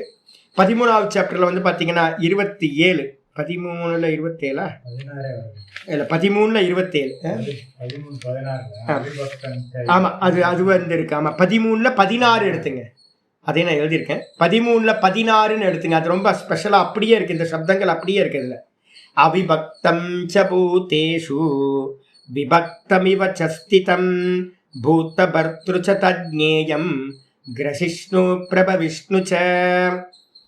பகவான் எப்படி இருக்கார் அப்படின்னும் போது பகவானை பத்தி பேசும்போது சொல்லுது, பகவான் எப்படி இருக்கார்? அவிபக்தம் ச பூதேஷு விபக்தம் இவ ச ஸ்திதம். பகவான் எப்படி இருக்கார்? பரமாத்மா அப்படின்னா பிரிஞ்சு பிரிஞ்சு விதவிதமா பேதங்களோடு ஜீவராசிகள் எல்லாம் இருக்கு. அந்த எல்லா ஜீவராசிகளுக்குள்ளாரையும் வந்து பார்த்தீங்கன்னா அந்த பரமாத்மா எப்படி இருக்கார் அப்படின்னா எப்படி பிரிஞ்சிருக்கிற மாதிரி இருக்காரா. அவிபக்தம் பூத்தேஷு விபக்தம் இவச்ச, பிரிஞ்சிருக்கிற மாதிரி தெரிகின்றார். ஆனா வாஸ்தவத்துல எந்த ஜீவராசிகள்லையும் பகவான் பிரிஞ்சே இல்லை, ஈக்குவலா இருக்கார், பேதமில்லாம இருக்கார் அப்படின்னு சொல்லப்பட்டிருக்கு. 13ல வந்து பார்த்தீங்கன்னா 27வது ஸ்லோகம் வந்து பார்த்தீங்கன்னா ரொம்ப ஸ்பெஷலா இந்த ஞானத்தை பத்தி சொல்லுது. ஞானத்தை பற்றி சொல்லும்போது சமம் சர்வேஷு பூதேஷு திஷ்டந்தம் பரமேஸ்வரம் வினஷ்யத்ஸ்வ வினஷ்யந்தம் யப் பஷ்யதி ச பஷ்யதி. அற்புதமான ஸ்லோகம், திரும்ப திரும்ப இது பண்ணணும். சமம் சர்வேஷு பூதேஷு திஷ்டந்தம் பரமேஸ்வரம். பரமேஸ்வரன் எப்படி இருக்கார் அப்படின்னு கேட்டீங்கன்னா சர்வபூத்தேஷு சமம் திஷ்டந்தம், எல்லா ஜீவராசிகளும் சமமா வீற்றிருக்கின்ற ஹிருதயத்துல, எல்லாத்தோட ஹிருதயத்திலையும் ஏற்றத்தாழ்வோடு இல்லை, பாரபட்சம் பகவானுக்கு இல்லவே இல்லை. அப்படி சமமா நிலை பெற்றிருக்கின்ற அந்த பரமேஸ்வரனை நாசமாக கூடிய இந்த தேகங்களிலெல்லாம் நாசமில்லாத அந்த பரமாத்மா இருக்கார் அப்படின்னு எவன் பார்க்கிறானோ அவனே பார்க்கின்றான். இதெல்லாம் நாசமா போயிடும். யாரும் வந்து பார்த்தீங்கன்னா என்ன சுவாமி அபசகுணமாக நாசம்ன்ற வார்த்தை அதிகம், அதான் உண்மை. இது எல்லாம் வந்து பார்த்தீங்கன்னா மாயிக்கம், இதெல்லாம் பொய் வந்து பார்த்தீங்கன்னா நாசமாக தான் போகும். இதுல எல்லாத்துலேயும் பொய்யிலையும் ஒரே ஒரு சத்தியம் இருக்கு, பரமாத்மா உள்ளுக்குள்ளார சத்தியமா இருக்கார் அப்படின்னு எவன் பார்க்கிறானோ அவனே பார்க்கின்றான் அப்படின்னு. அப்போ வந்து பார்த்தீங்கன்னா 27, 28, 29, 30, 13வது சாப்டர்ல எல்லா ஸ்லோகங்களையும் எடுத்து பார்த்துக்கலாம். 27லேருந்து 30 வரைக்கும் இருக்க 4 ஸ்லோகங்களை எடுத்து பார்த்துக்கலாம். ஆச்சாரியர் வந்து பார்த்தீங்க அப்படின்னா பாஷ்யத்துக்கு வந்து பாஷ்யத்தில் என்ன சொல்றாருன்னு பார்ப்போம். சர்வபூதேஷு, சர்வபூதேஷ்னா என்ன சுவாமி அப்படின்னு கேட்டீங்கன்னா ஆச்சாரியர் சொல்றார் அவ்யக்தாதி ஸ்தாவராந்தேஷு பூதேஷு. பூத்தம்னா பவதி இதி பூத்தம், பூத்தா பூத்தம் என்னது அப்படின்னு கேட்டீங்கன்னா உண்டானது எல்லாம் பூத்தம்னு பேரு. பூத்தம்னா நீங்க ஏதோ பேய் பிசாசு பூத்தம் அதை எடுக்காதீங்க. பூத்தம்னா உண்டானது அப்படின்னு அர்த்தம். சிருஷ்டியில எதெல்லாம் கிரியேஷன் ஆச்சோ அதெல்லாம் பூத்தம் அப்படின்னு ஒரு சாதாரண இதா சொல்லுவோம். அப்போ வந்து பார்த்தீங்கன்னா சர்வபூதேஷ்னா என்ன அர்த்தம்? யாரெல்லாம் உண்டானா? பிரம்மா முதல் கொண்டு. அவ்யக்தாதி, அவ்யக்தம் வந்து பார்த்தீங்கன்னா உண்டானது. அந்த அவ்யக்தத்திலிருந்து ஆரம்பிச்சு ஸ்தாவராந்தேஷு ஒரு புல்லு வரைக்கும் அசையாத அசைகின்ற எல்லா வஸ்துக்கள்லையும் பூத்தங்கள்னு பேர். மொத்த கிரியேஷன், காரண காரியம், இந்த உலகத்தில் இருக்கிற எல்லா காரண காரியங்களிலும் பூத்தங்களிலும் பிரம்மா முதல் கொண்டு என்னது ஏன ஞானேன எல்லாத்திலையும் எந்த ஞானத்தினால் ஏக்கம் பாவம், பாவம்ன்றதுக்கு அர்த்தம் வஸ்துன்னு பேரு. பாவசப்தோ பாவம்னா வஸ்து, பாவசப்தோ வஸ்துவாச்சி. பாவம்ன்ற சப்தம் வந்து பார்த்தீங்கன்னா இந்த இடத்துல வஸ்துவை குறிக்கிறது. ஏக்கம் பாவம்னா என்ன அர்த்தம்? ஒரே வஸ்து. எல்லா பூத்தங்களிலும் ஒரே வஸ்து. பிரம்மா முதல் கொண்டு புழு பூச்சி வரைக்கும் இருக்கிற எல்லாத்திலையும் அசைகின்ற அசையாத எல்லாத்திலையும் ஒரே ஒரு வஸ்துவை வந்து பார்த்தீங்க அப்படின்னா எது வஸ்து? ஆத்ம வஸ்து இத்தியர்த்தம். ஒரே ஆத்மா தான் இருக்கு அப்படின்னு. அந்த ஆத்மா எப்படி இருக்கு? அவ்யயம், அது நாசமில்லாதது. இந்த தேகாதிகள் எல்லாம் நாசமாயிடும். ஆனா வந்து நாசமில்லாதது வந்து பார்த்தீங்கன்னா இந்த ஆத்மா தான் நாசமில்லாதது. எல்லாம் செத்து போயிடுவோம். யாரெல்லாம்? எல்லாம்னா என்ன அர்த்தம்? தேகாதிகள் எல்லாம் செத்து போயிடும். ஒரு நல்ல ஞானம் இருந்தா ஆமா தேகம் போயிடுச்சு, அடுத்த தேகம் உண்டாயிடும். இது வந்து பார்த்தீங்கன்னா நம்ம மற்றவங்களுக்கு பார்க்கறது மட்டும் இல்லை, இதை எல்லா தேகங்கள்லையும் யாராவது இறந்து போயிட்டார், ஆமா இறந்து போயிட்டார், அப்புறம் என்ன பண்ணலாம்? என்ன பண்ண உட்காந்து அழுலாமா? அதான் இயற்கையோட நியதியே வந்து பார்த்தீங்கன்னா இந்த அனாதி காலத்துலேருந்து கிரியேஷனில் தான் நடந்துகிட்டு இருக்கு. கொஞ்சம் புத்திசாலியாக இருக்கிறவன் என்ன பண்ணுவான்? ஆமாம் இறந்து போயிட்டார், எப்போ ஊருக்கு போயிட்டார், ஊருக்கு போயிட்டோம், ஐயோ ஊருக்கு போயிட்டாருன்னு உட்காந்து அழுவோமா? இல்லை, விழுவ மாட்டோம். அப்போ வந்து பார்த்தீங்கன்னா அதே மாதிரி இறந்து போயிட்டார். அப்போ என்ன அர்த்தம்னு கேட்டிங்கன்னா ஒரு அடுத்த பிறவியோட ஸ்டார்டிங் பாயிண்ட் என்னது? இதோட மரணம். அப்போ வந்து பார்த்தீங்கன்னா இந்த தேகத்தை விட்டுட்டு அடுத்த தேகத்தை எடுத்துக்க போகிறார். அப்போ தேகம் எல்லாம் நாசத்தை அடையும். ஆனா அதுக்குள்ளார இருக்கிற ஆத்மா வந்து பார்த்தீங்கன்னா நாசத்தை அடையவே அடையாது. இதை நல்லா புரிஞ்சுக்கிட்ட அவ்யயம், அவ்யயம்னு அர்த்தம் ந வியேதி ஸ்வாத்மனா தர்மைகி வா, தன்னுடைய தர்மத்தினாலையும் சச்சிதானந்தம்ன்ற சொரூபத்தினாலையும் தன்னுடைய சுபாவத்திலையும் வந்து பார்த்தீங்க அப்படின்னா தன்னுடைய சொரூபத்திலையும் நாசமாகாதது அவ்யயம் அப்படின்னு பேரு. இல்லைன்னா என்ன சொல்லலாம்? கூட்டஸ்த நித்தியம் இத்தியர்த்தக. அவ்யயம்ன்றதுக்கு அர்த்தம் தன்னிலையில் இருந்து மாறாமல் இருக்கிறது. இந்த ஆத்மாவுக்கு மேலதான் கோடானு கோடி தேகங்கள் வந்து போயிட்டே இருக்கு. வேஷம், ஒரு வேஷத்துல ஒரு டிராமால ஒருத்தர் இறந்து போயிட்டார். இறந்து போன மாத்திரத்துல ஐயோ என் ஃப்ரெண்டு போயிட்டாரு என்ன கத்துவான்? எப்படி கத்துவான்? ஒரு வேஷம் போயிடுச்சு, வேஷம்தான் போச்சு ஒழிய ஆள் சாகலை. அவர் வந்து பார்த்தீங்கன்னா வெளியில எந்திரிச்சு வந்துடுவார், அடுத்த வேஷம் போட்டுருவார் அடுத்த டிராமால. இதே மாதிரி ஒவ்வொரு ஆத்மாவும் என்ன பண்ணிட்டு இருக்கு? எல்லாம் வந்து பார்த்தீங்கன்னா வேஷம் போட்டுக்கிட்டே இருக்கு, தேகங்கள் வந்து போயிட்டே இருக்கு. அப்ப இந்த மாதிரி வந்து பார்த்தீங்கன்னா எல்லாம் வேற வேறையா அப்படின்னா எல்லாம் வேற வேற இல்லை, ஒரே ஆத்மா தான். ஒரே ஆத்மாவோட ரிஃப்ளெக்ஷன் தான் எல்லா தேகங்கள்ல தனித்தனியா தெரியுது. அப்படின்னு வந்து பார்த்தீங்கன்னா ஈக்ஷதே, எல்லா தேகங்கள்லையும் பிரம்மா முதல் கொண்டு எல்லா தேகங்கள்லையும் ஒரே ஒரு ஆத்மா தான் இருக்கு அப்படின்னு எவன் பார்க்கிறானோ, ஈக்ஷதே ஏன ஞானேன பஷ்யதி, எந்த ஞானத்தினால் பார்க்கின்றானோ அந்த ஞானம் என்னது? தம்ச, பாவம், அந்த பாவத்தை எப்படி பார்க்கறான்? அவிபக்தம், தனித்தனியா ஆத்மாவை முதல்ல பார்க்கறது. ஆத்மா அஸ்தி பிரதிதேகம், ஆத்மா அஸ்தி, ஆத்மான்னு ஒண்ணு இருக்கு. எல்லா தேகங்கள்லையும் தனித்தனியா ஆத்மான்னு ஒண்ணு இருக்கு. எல்லா தேகங்கள்லயும் ஆத்மா இருக்கு. 2வது ஸ்டெப் போகணும். 3வது சொல்றார் அவிபக்தம் பிரதிதேகம் விபக்தேஷு. 3வது ஸ்டெப் வேதாந்தம் படிக்க ஆரம்பிக்கும் போது தெரியணும்.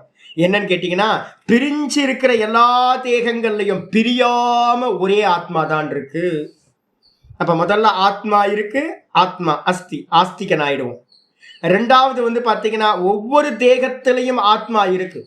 எறும்புல இருந்து முதல் கொண்டு யாரையும் ஹிம்சை பண்ணக்கூடாது, எல்லாத்துக்குள்ளாரையும் ஆத்மா இருக்கு. பிரதிதேகம் ஆத்மா பின்னம் 2வது ஸ்டெப் வரணும். அதுக்கப்புறம் 3வது ஸ்டெப் வரும். இல்ல எல்லா தேகத்திலையும் தனித்தனி ஆத்மா இல்ல, ஒரே ஆத்மா தான் எல்லா தேகங்கள்லையும் இருக்கு.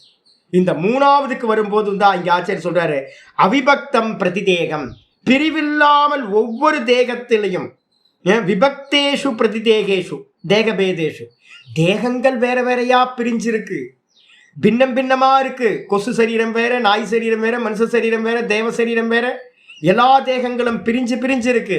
ஆனா அதுல இருக்கக்கூடிய அந்த ஆத்மா எப்படிப்பட்டது? பரமாத்மா எப்படி இருக்கார் அப்படின்னா எந்த ஒரு பிரிவும் இல்லாம அவிபக்தமா இருக்கார். ந விபக்தம் தத் ஆத்மவஸ்து. அந்த தமிழ் எழுதும் போது அந்த பாவமும் கூட அவின்னு இல்லாம அபின்னு இருக்கு. அவி, அந்த பாவமும் கூட அவிபக்தமாக அப்படின்னு. அப்ப பாத்தீங்கன்னா அவிபக்தம் ந விபக்தம் தது ஆத்மவஸ்து. அந்த ஆத்மவஸ்து பாத்தீங்கன்னா எப்படி இருக்கு அப்படின்னா பிரிவில்லாமல் இருக்கு. நான் சொன்னேன்ல 2 பட்சிகள் இருக்கு உள்ளுக்குள்ளார, பரமாத்மான்னு ஒரு பட்சி, அப்புறம் ஜீவாத்மான்னு ஒரு பட்சி. ஜீவாத்மாக்கும் பரமாத்மாக்கும் ஏதாவது டிஃபரன்ஸ் இருக்கா சுவாமினா? ஒன்றும் இல்லை. இந்த தேகாதிகள் எல்லாம் நீங்க எப்போ பாத்தீங்கன்னா நான் இல்லைன்னு பார்க்க ஆரம்பிச்சிங்களோ அப்போ பாத்தீங்கன்னா நீங்க பரமாத்மாவாயிடுவீங்க. எப்பெல்லாம் இதோட ஈசிக்கிறீங்களோ இந்த தேகாதிகளோட நான் அப்படின்னு இதோட ரிஃப்ளெக்ஷன் இதுல படுது, பட்டோன்னு பாத்தீங்கன்னா பிரகாசத்தை பிடிச்சுக்கிட்டீங்க அப்படின்னா, பிரகாசம் அதை பிடிச்சுக்கிச்சுன்னா ஜீவாத்மா. அப்ப பாத்தீங்கன்னா பற்றுதல் விட்டா ஈஸ்வரன் ஆயிடுறான், பற்றுதலை விடலை அப்படின்னா அவன் ஜீவன் ஆயிடுறான். அப்ப பாத்தீங்கன்னா வேற எதுவும் இல்லை, உள்ள இருக்கிறதெல்லாம் ஒரே ஆத்மா தான் இருக்கு. அப்ப பாத்தீங்கன்னா நம்ம தான் அறிவால என்ன பண்ணணும் அப்படின்னா, நான் பார்ப்பவன் அப்படின்னு நின்றுட்டோம் அப்படின்னா க்ஷேத்திரஜ்ஞம் சாப்பிமா வித்தி சர்வ க்ஷேத்ரேஷு பாரத. எல்லா தேகங்களிலும் நான் எப்படி அறிவின பரமாத்மாவை? பார்ப்பவனாக என்னை அறிந்து கொள்வாயாக. அப்ப பரமாத்மா எப்படி இருக்கார்? எல்லா தேகங்கள்லையும் பார்க்கிறவனா இருக்கார். அந்த பார்க்கிறவன் உள்ள இருந்து நான் தானே சாமி பார்க்கிறேன். ஆமா, நான் தான் பார்க்கிறேன். அப்ப பரமாத்மா, அந்த நான்றது பரமாத்மா தான். அப்ப எப்ப நீங்க பரமாத்மாவா நிக்கிறீங்களோ, எப்ப திரஷ்டாவா நிக்கிறீங்களோ அப்ப நீங்க பரமாத்மா. எப்போ திருஷ்யத்தோட சிங்க் ஆகுறீங்களோ அப்ப ஜீவாத்மா. அப்ப என்ன பண்ணணும்? 100% ஒருத்தன் இந்த தேகாதிகள் எல்லாத்துலயும் இது நான் இல்லை, இது நான் இல்லை, இது நான் இல்லைன்னு எல்லாத்தையும் நீக்கிட்டு நான் பார்ப்பவன் எஸ்டாப்ளிஷ் ஆகிறோம், அவன் தான் பிரம்மம் ஆயிடுறான். அந்த பார்ப்பவன் எத்தனை தனித்தனியா? ஒவ்வொரு தேகத்திலையும் இல்லை இல்லை, ஒரே ஆள் தான் பாத்தீங்கன்னா எல்லாத்துலயும் இருக்கார். எப்படி இருக்கார்? வியோமவத்து நிரந்தரம் இத்தியர்த்தக. வியோமவத்துனா ஆகாசம் மாதிரி. இந்த ஆகாசம் பாத்தீங்கன்னா பிரம்மத்துக்கு லிங்கம் சொல்லும் போதே ஆகாசத்தது லிங்காத் அப்படின்னு ஒரு ஓமை சொல்லுது பிரம்மசூத்திரத்துல. ஆகாசம் தான் பாத்தீங்கன்னா பிரம்மத்துக்கு ரொம்ப க்ளோசஸ்டா ஒரு எக்ஸாம்பிள் சொல்றதுக்கு இருக்கு. ஆகாசம் எப்படி பாத்தீங்கன்னா அப்படின்னா சர்வ வியாபகமா இருக்கோ, அச்சலமா இருக்கோ, நிர்விகாரமா தெரியுதோ, அதே மாதிரி இந்த பிரம்ம தத்துவம் அச்சலமா இருக்கு, நிர்விகாரமா இருக்கு. இந்த ஆகாசத்துல தான் நிறைய கிரியேஷன் வருது போகுது, எல்லாம் வரோம் போறோம். அதே மாதிரி ஆத்மாக்கு மேல ஆத்மா நிரந்தரமா இருக்கு, ஒரு ஸ்கிரீன் மாதிரி. அதுக்கு மேல அநேக காட்சிகள், கேரக்டர் வருது போகுது, வருது போகுது. ஆத்மா எப்படி இருக்கு? நிரந்தரமா ஒரே வஸ்துவா. அந்த ஸ்கிரீன் எப்படி இருக்கு? அந்த ஸ்கிரீன் எல்லாத்துலயும் ஈக்குவலா இருக்கு, எல்லா கேரக்டர்லயும். அதே மாதிரி இந்த ஆத்ம தத்துவத்துக்கு மேலதான் எல்லாம் வருது போகுது. ஆத்மா நிரந்தரம் அப்படின்னு பாத்தீங்கன்னா இத்தியர்த்தகா. தது ஞானம், இந்த விதமா எந்த ஞானம் இருக்கிறதோ, எந்த ஞானம்? அத்வைத ஆத்ம தரிசனம். எல்லாத்திலையும் ஒரே பரமாத்மாவை எவன் பார்க்கிறானோ, அத்வைத தரிசனத்தை பார்க்கிறானோ, சாத்விகம் சம்யக் தரிசனம் வித்தி. இதுதான் இந்த ஞானம் தான் சாத்விக ஞானம் என்று சொல்லப்படுகிறது. பேதத்தை பார்த்தா அந்த ஞானம் சாத்விகம் இல்லை. எவ்வளோ பெரிய பண்டிதனா வேணா இருக்கட்டும், நல்லா 4 வேதங்களை படித்தவனா வேணா இருக்கட்டும், பெரிய பெரிய யஜ்ஞ யாகாதிகள் பண்ணட்டும், நிறைய சேரிட்டி ஒர்க் வேணா பண்ணட்டும், எங்க வந்து பார்த்தீங்கன்னா பேதம் பார்க்கிறானோ, போ அப்படின்னு பார்க்கிறானோ, அப்போ வந்து பார்த்தீங்கன்னா போச்சு. மனிஷா பஞ்சகத்தில் வந்து பார்த்தீங்கன்னா அது என்ன செக் பண்ணுறதுக்காகவே 4 சிவபெருமான் 4 நாயோட 4 வேதங்களோட சங்கரருக்கு முன்னாடி வரார். வந்து நின்னோனையே வந்து பார்த்தீங்கன்னா சங்கரர் ஸ்நானம் பண்ணிட்டு சிஷியர்களோட மேலே படித்துறையில் ஏறி வரார். ஏறி வரும்போது கச்ச கச்சன்றார். போ போ ஓரமா போ ஓரமா போ அப்படின்னு. எதை ஓரமா போ சொல்றீங்க அப்படின்னு கேள்வியா தான். எதை ஓரமா போ சொல்றீங்க? தேகத்தையா? தேகத்தை ஓரமா போ சொல்லுன்னா அது ஜடம், அது போகாது. ஆத்மாவை ஓரமா போன்னு சொல்ல முடியாது. ஏன்னா உங்களுக்குள்ளார இருக்கிற ஆத்மா தான் எனக்குள்ளாரியே இருக்கு. அப்ப ஆத்மாவை விட்டு எப்படி விலகி போக முடியும்? இருக்கிறது ஒரே ஆத்மாவை விட்டு ஆத்மா எப்படி விலகி போகும் அப்படின்னு சொன்னோன்னு வந்து பார்த்தீங்கன்னா, சாண்டாளனாக இருந்தாலும் நீ என்னுடைய குரு அப்படின்னு இந்த ஞானம் யார்கிட்ட இருக்கோ அவர் என்னுடைய குரு அப்படின்னு சங்கரர் வந்து பார்த்தீங்கன்னா பிரகடனம் பண்றார். அப்போ வந்து பார்த்தீங்க அப்படின்னா ஒரு ஞானம் இருக்கணும். அது சாண்டாளன்ட்டு இருந்தாலும் கூட அந்த ஞானம் ஒருத்தட்ட இருந்துச்சுன்னா அவன் சரீரத்துல சாண்டாளனா இருக்கலாம், ஆனா அவனுடைய ஞானம் சாத்விக ஞானம். எல்லாத்திலையும் பேதமில்லாமல் ஒரு பரமாத்மாவை பார்க்கறது தான் சாத்விகம் என்று பெயரு. அதுக்கு பேர் தான் சம்யக் தர்சனம். அதுதான் நல்ல பார்வை, யதார்த்த பார்வை, அதுதான் அப்படின்னு அறிந்து கொள்வாயாக சொல்லியாச்சு. அதுக்கப்புறம் யானி துவைத்த தரிசனானி, எவைகள் வந்து பார்த்தீங்கன்னா துவைத்த தரிசனங்களாக இருக்கின்றனவோ, உலகத்தில் அத்வைத தரிசனத்தை தவிர்த்து நிறைய துவைத்தம் தான். ஆல்மோஸ்ட் என்னன்னு கேட்டிங்கன்னா எல்லாம் துவைத்திகள் தான். ஒரு பரமாத்மாவை பார்க்க மாட்டான். அத்வைதம் மட்டும்தான் ஈஸ்வரனை வந்து பூர்ணமாக சொல்லுது. மற்றவங்கெல்லாம் என்ன பண்ணுறாங்க அப்படின்னா ஈஸ்வரனை கம்மி பண்ணி சொல்கிறாங்க. நான் இருக்கேன், ஜெகத் இருக்கு, பகவானும் இருக்கார் அப்படின்னா பகவானை நம்ம என்ன பண்ணிட்டோம், லிமிட் பண்ணி எங்கேயாவது கொண்டு கைலாயத்தில் வைகுண்டத்தில் கொண்டு போய் வச்சிட்டோம். அவர் அங்கே தான் இருக்கார். அப்போ என்ன அர்த்தம்? எங்கேயும் இல்லை, வேற எங்கேயும் இல்லை, அவர் அங்கே தான் இருக்கார். அப்போ அவரை லிமிட் பண்ணிட்டோம்ல, தேசத்தால் காலத்தால் அவரை வந்து லிமிட் பண்ணிட்டோம். அது இல்லாமல் ஜீவாத்மாக்கள் எத்தனை கோடி பேர் இருக்காங்க. அவர் பரமாத்மா ஒருத்தர் தான், எங்கேயோ இருக்கார் போல இருக்கு, பார்வதியோட அவர் பாட்டுக்கு தூரமாக இருக்கார் அப்படின்னு. எப்போ நீங்கள் வந்து பரமாத்மாவை வந்து அந்தர்யாமின்னு கொண்டு வரணும், ஃபர்ஸ்ட் எடுத்தோன்னு அதான் கொண்டு வரணும். இந்த ஜெகத்தே வந்து பார்த்தீங்கன்னா அவரோட ஸ்தூல தேகம்னு கொண்டு வரணும். இந்த மனசெல்லாம் அவரோட மனசுன்னு ஹிரண்ய கர்ப்பர் அவராக கொண்டு வரணும். அந்த ஈஸ்வரன் தான் இது எல்லாத்துலேயும் பஞ்சு மாதிரி வந்து பார்த்தீங்கன்னா துணியில் வியாபிச்சிருக்கிற பஞ்சு மாதிரி எல்லா ஜெகத்திலையும் பரமாத்மா ஈஸ்வரன் வந்து பார்த்தீங்கன்னா வியாபிச்சிருக்காருன்னு நீங்கள் கொண்டு வந்தீங்கன்னா முழுசாக பரமாத்மா இது பண்ணிட்டீங்கன்னு அக்செப்ட் பண்ணுறீங்கன்னு அர்த்தம். அப்போ அத்வைத தரிசனம் வந்து பார்த்தீங்கன்னா பூரண தரிசனம். மற்றதெல்லாம் வந்து பார்த்தீங்கன்னா எங்கேயோ பகவானை வந்து பார்த்தீங்கன்னா கம்மி பண்ணுது. அப்போ எதெல்லாம் வந்து பார்த்தீங்கன்னா துவைத்த தரிசனங்கள் இருக்கோ அது எல்லாம் அசம்யக்கு பூதானி, அது எல்லாம் வந்து பார்த்தீங்க அப்படின்னா சரியான பார்வை உடையவை அல்ல. அது எல்லாம் எப்படிப்பட்டவைனா ராஜசாணி தாமசாணி செய்தி. அப்ப எங்கெங்கெல்லாம் பேத பார்வை இருக்கோ அந்த பேத பார்வை இருக்கிற எல்லா தரிசனமும் பார்வையும், அது கிரந்தக்காரங்களா இருக்கட்டும் இல்ல தரிசன சாஸ்திரம் பண்ணவங்களா இருக்கட்டும், அது எல்லாம் ராஜச தாமச சாஸ்திரங்கள். அவங்களுடைய பார்வை வந்து பாத்தீங்கன்னா அவருடைய ஞானம் எல்லாம் ராஜச ஞானம் தாமச ஞானம் தான். ஏன் அப்படின்னு கேட்டீங்கன்னா இது ந சாட்சாத் சம்சார உச்சித்தையே பவந்தி, சம்சார விச்சித்தையே பவந்தி. அவைகள் வந்து பார்த்தீங்கன்னா நேரடியாக வந்து என்ன பண்ணாது அப்படின்னு கேட்டிங்கன்னா சம்சாரத்தை நாசம் பண்ணுற சாமர்த்தியம் அவைகளுக்கு இல்லை. அப்போ யாரெல்லாம் பேதம் பார்க்குறாங்களோ அவங்க அடுத்தடுத்த ஜென்மத்தில் மெதுவாக ஈஸ்வர கிருப்பை கிடச்சி ஆராதனை பண்ணுறாங்கல்ல, பேதத்தோட ஈஸ்வரனை வச்சு ஆராதனை பண்ணுறாங்கல்ல. ஆமாம், இன்னும் புத்தி வரல. ஆமாம், ஒரு நல்ல குருநாதர் கிடைச்சாலும் வந்து பார்த்தீங்கன்னா புத்தி வரமாட்டேங்குது. துவைத்தத்தில் தான் பிடிப்பு இருக்கு. அப்போ மெதுவாக வருவாங்க எல்லாம் குரோப் ஆகும். மெதுவா என்ன நேரடியாக இப்போவே ஆக முடியாது. அப்போ இன்னும் போக போக பல ஜென்மங்கள் எடுக்க வேண்டியிருக்கும். மெதுவா அவங்களுடைய அந்த துவைத்தத்தில் இருக்க புத்தி மெதுவாக விலகி ஈஸ்வர கிருப்பையும் குரு கிருப்பையும் ஒழுங்காக வந்து சேர்ந்து மெதுவாக அத்வைத தரிசனத்துக்கு வருவாங்க. எல்லாத்தையும் சர்வம் பிரம்மமயம்னு பார்க்குற சாமர்த்தியம் எப்போவோ கிடைக்கும். ஆனால் இப்போ அவங்கள்ட்ட இருக்கிற ஞானம் பேத ஞானம், ராஜச ஞானம், தாமச ஞானம், அது நேரடியாக வந்து பார்த்தீங்கன்னா மோட்சத்தை கொடுக்காது சொல்லியாச்சு. இதுக்கப்புறம் ராஜசத்தை பற்றி பேச ஆரம்பிக்கிறேன். 21வது ஸ்லோகம். பிருதக்த்வேன து யஜ்ஞானம் நானாபாவான் ப்ருதக் விதான் வேத்தி சர்வேஷு பூதேஷு தஜ்ஞானம் வித்தி ராஜசம் ப்ருதக்த்வேன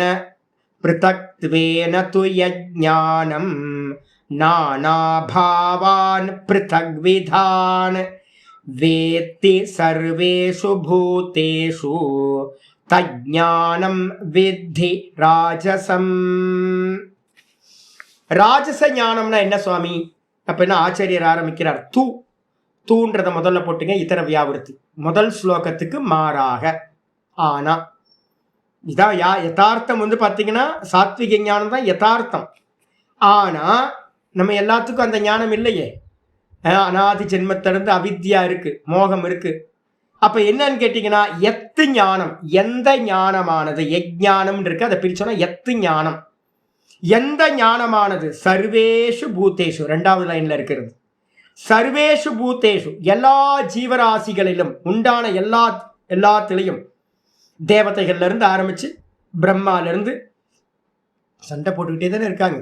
நான் சொல்லுவேன், திருச்சியில வந்து பார்த்தீங்க அப்படின்னா, திருச்சியில் வந்து பார்த்தீங்கன்னா என் வீட்டு பக்கத்தில் ஃபுல்லாக வந்து பார்த்தீங்கன்னா நிறைய வைஷ்ணவர்கள் தான். அவங்க என்ன பண்ணுவாங்க அப்படின்னு கேட்டிங்கன்னா, அப்படியே அந்த திருவானை கோயில் பக்கம் போகும்போது வந்து பார்த்தீங்கன்னா ஒரு 4 கல் எடுத்துகிட்டு போகிறது காலையில். ஏன் அப்படின்னு கேட்டிங்கன்னா 2 கல் எடுத்து விட்டால் வைகுண்டத்தில் வந்து பார்த்தீங்கன்னா பெருமாள்கிட்ட ஏதாவது ஆஃபர் ஏதாவது கிடைக்கும் அப்படின்னு. முஸ்லீம் மாதிரி தான், ஆக்சுவலாக முஸ்லீம் மாதிரி தான். ஜிகாத்துன்னு என்ன பண்ணிட்டு இருக்காங்களோ அந்த முஸ்லீம்ஸ் எல்லாம் இதே காரியத்தை வந்து பார்த்தீங்கன்னா ஸ்ரீரங்கத்து வைஷ்ணவர்களும் திருவானை கோயிலில் இருக்கக்கூடிய சைவர்களும் வந்து பார்த்தீங்கன்னா பண்ணிட்டு இருப்பாங்க. 2 கல் 4 கல்லை தூக்கிட்டு போகிறது. எவன் மண்டை உடஞ்சாலும் உடையட்டும், சிவசிவா நான் சொல்கிறேன், சிவசிவன்னு சொல்கிறேன், வாயிலே போடு அப்படின்னு இங்கேருந்து கல்லை தூக்கி வந்து பார்த்தீங்கன்னா அப்படி விட்டெறிகிறது காம்பவுண்டுக்குள்ளே. பாருங்கள், இந்த அளவுக்கு பேதம் வந்து பார்த்தீங்கன்னா இருந்திருக்கு. நான் வந்து பார்த்தீங்கன்னா ஆழ்வார் குறிச்சி ஆழ்வார் திருநகரி இதில் வந்து பார்த்தீங்கன்னா இது என்ன நம்ம இவரோட இடம் இருக்குல்ல, நம்மாழ்வாரோட ஸ்தானத்துக்கு நான் போயிருக்கேன். நான் வந்து பார்த்தீங்கன்னா பரிவராஜகமாக சுற்றிக்கிட்டே இருக்கேன். அப்போ வந்து பார்த்தீங்கன்னா டெய்லி வந்து எந்த கோயில் வந்து போனாலும் வந்து பார்த்தீங்கன்னா பஞ்சசூக்தம் படிக்கிறது, விஷ்ணு சஹஸ்ரநாமம் படிக்கிறது, சிவன் கோயிலாக இருந்தால் ருத்ரம் படிக்கிறது, இதெல்லாம் வந்து ப்ராக்டிஸில் வச்சுருந்தேன். அங்கே போய் வந்து பார்த்தீங்கன்னா நம்ம விஷ்ணு சூக்தம் படிக்கும் போது வந்து பார்த்தீங்கன்னா ச சிவ ச ஹரி சேந்திர சோக்ஷர பரமஸ்வராட் அப்படின்னு ஒரு சப்தம் வருது. அந்த விஷ்ணு சூக்தம் முடிக்கும் போது வந்து பார்த்தீங்க அப்படின்னா நாராயண சூக்தத்தில் முடிவில் வருது. அப்படி வரும்போது நான் கொஞ்சம் யாருமே இல்லை, ஆழ்வார் திருநகரியில் கோயிலில் யாருமே இல்லை, ஒரு 11 மணி இருக்கும் நான் போகும்போது. ஸோ ரொம்ப ஃப்ரீயாக இருந்துச்சு. நான் உட்காந்து நல்லா பூரணமாக விஷ்ணு சஹஸ்ரநாமம் சொல்லி பஞ்சசூக்தம் சொல்லி நல்லா சொல்லி முடிக்கும் போது வந்து அங்கேருந்து உள்ளேருந்து ஒரு பட்டர் வேகமாக வராரு. சாமி சாமி சாமி சார் சிவ சொல்லக்கூடாது, இங்கே அந்த அதை கூட சிவன்னு கூட சொல்லலை அவர்.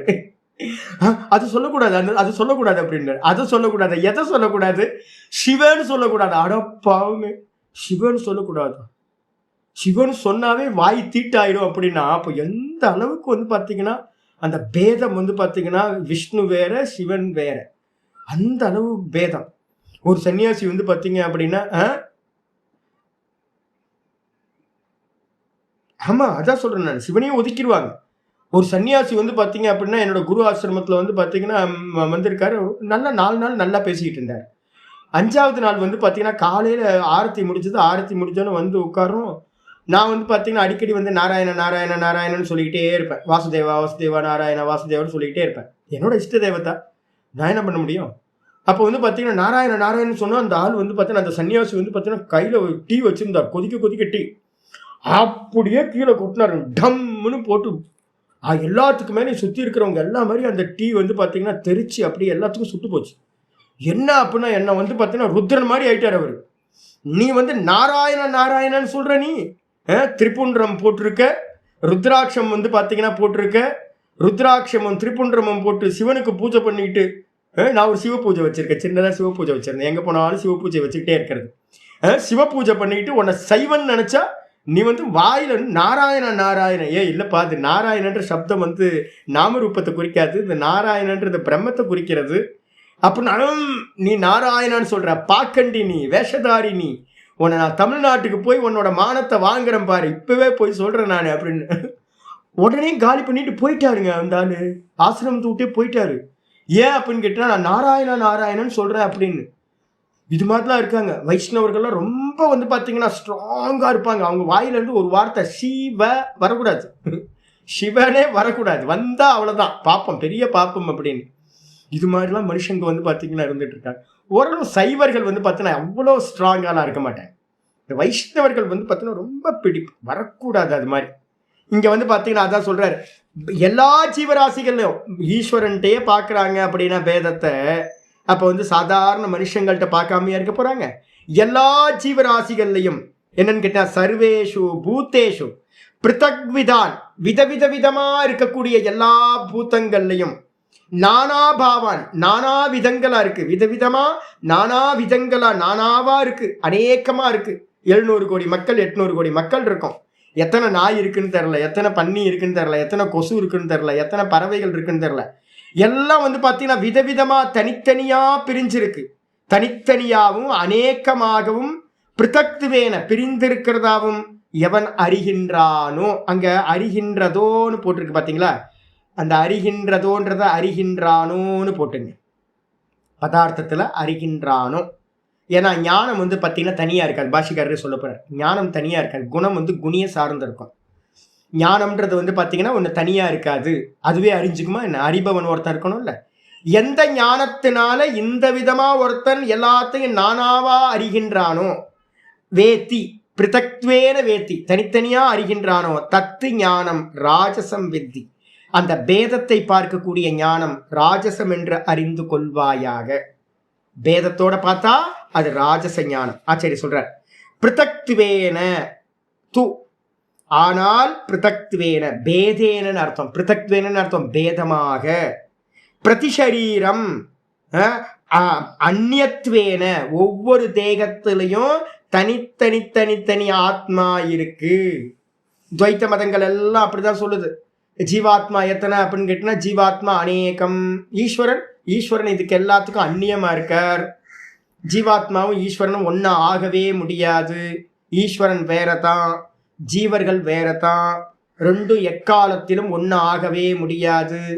அப்ப அதாவது நம்ம சொல்றோம்ல, வானத்தை பார்க்காதவங்க இந்த நிலத்தையே பார்த்துக்கிட்டு இருக்காங்க, தண்ணியில தனித்தனியா தான் தெரியும்.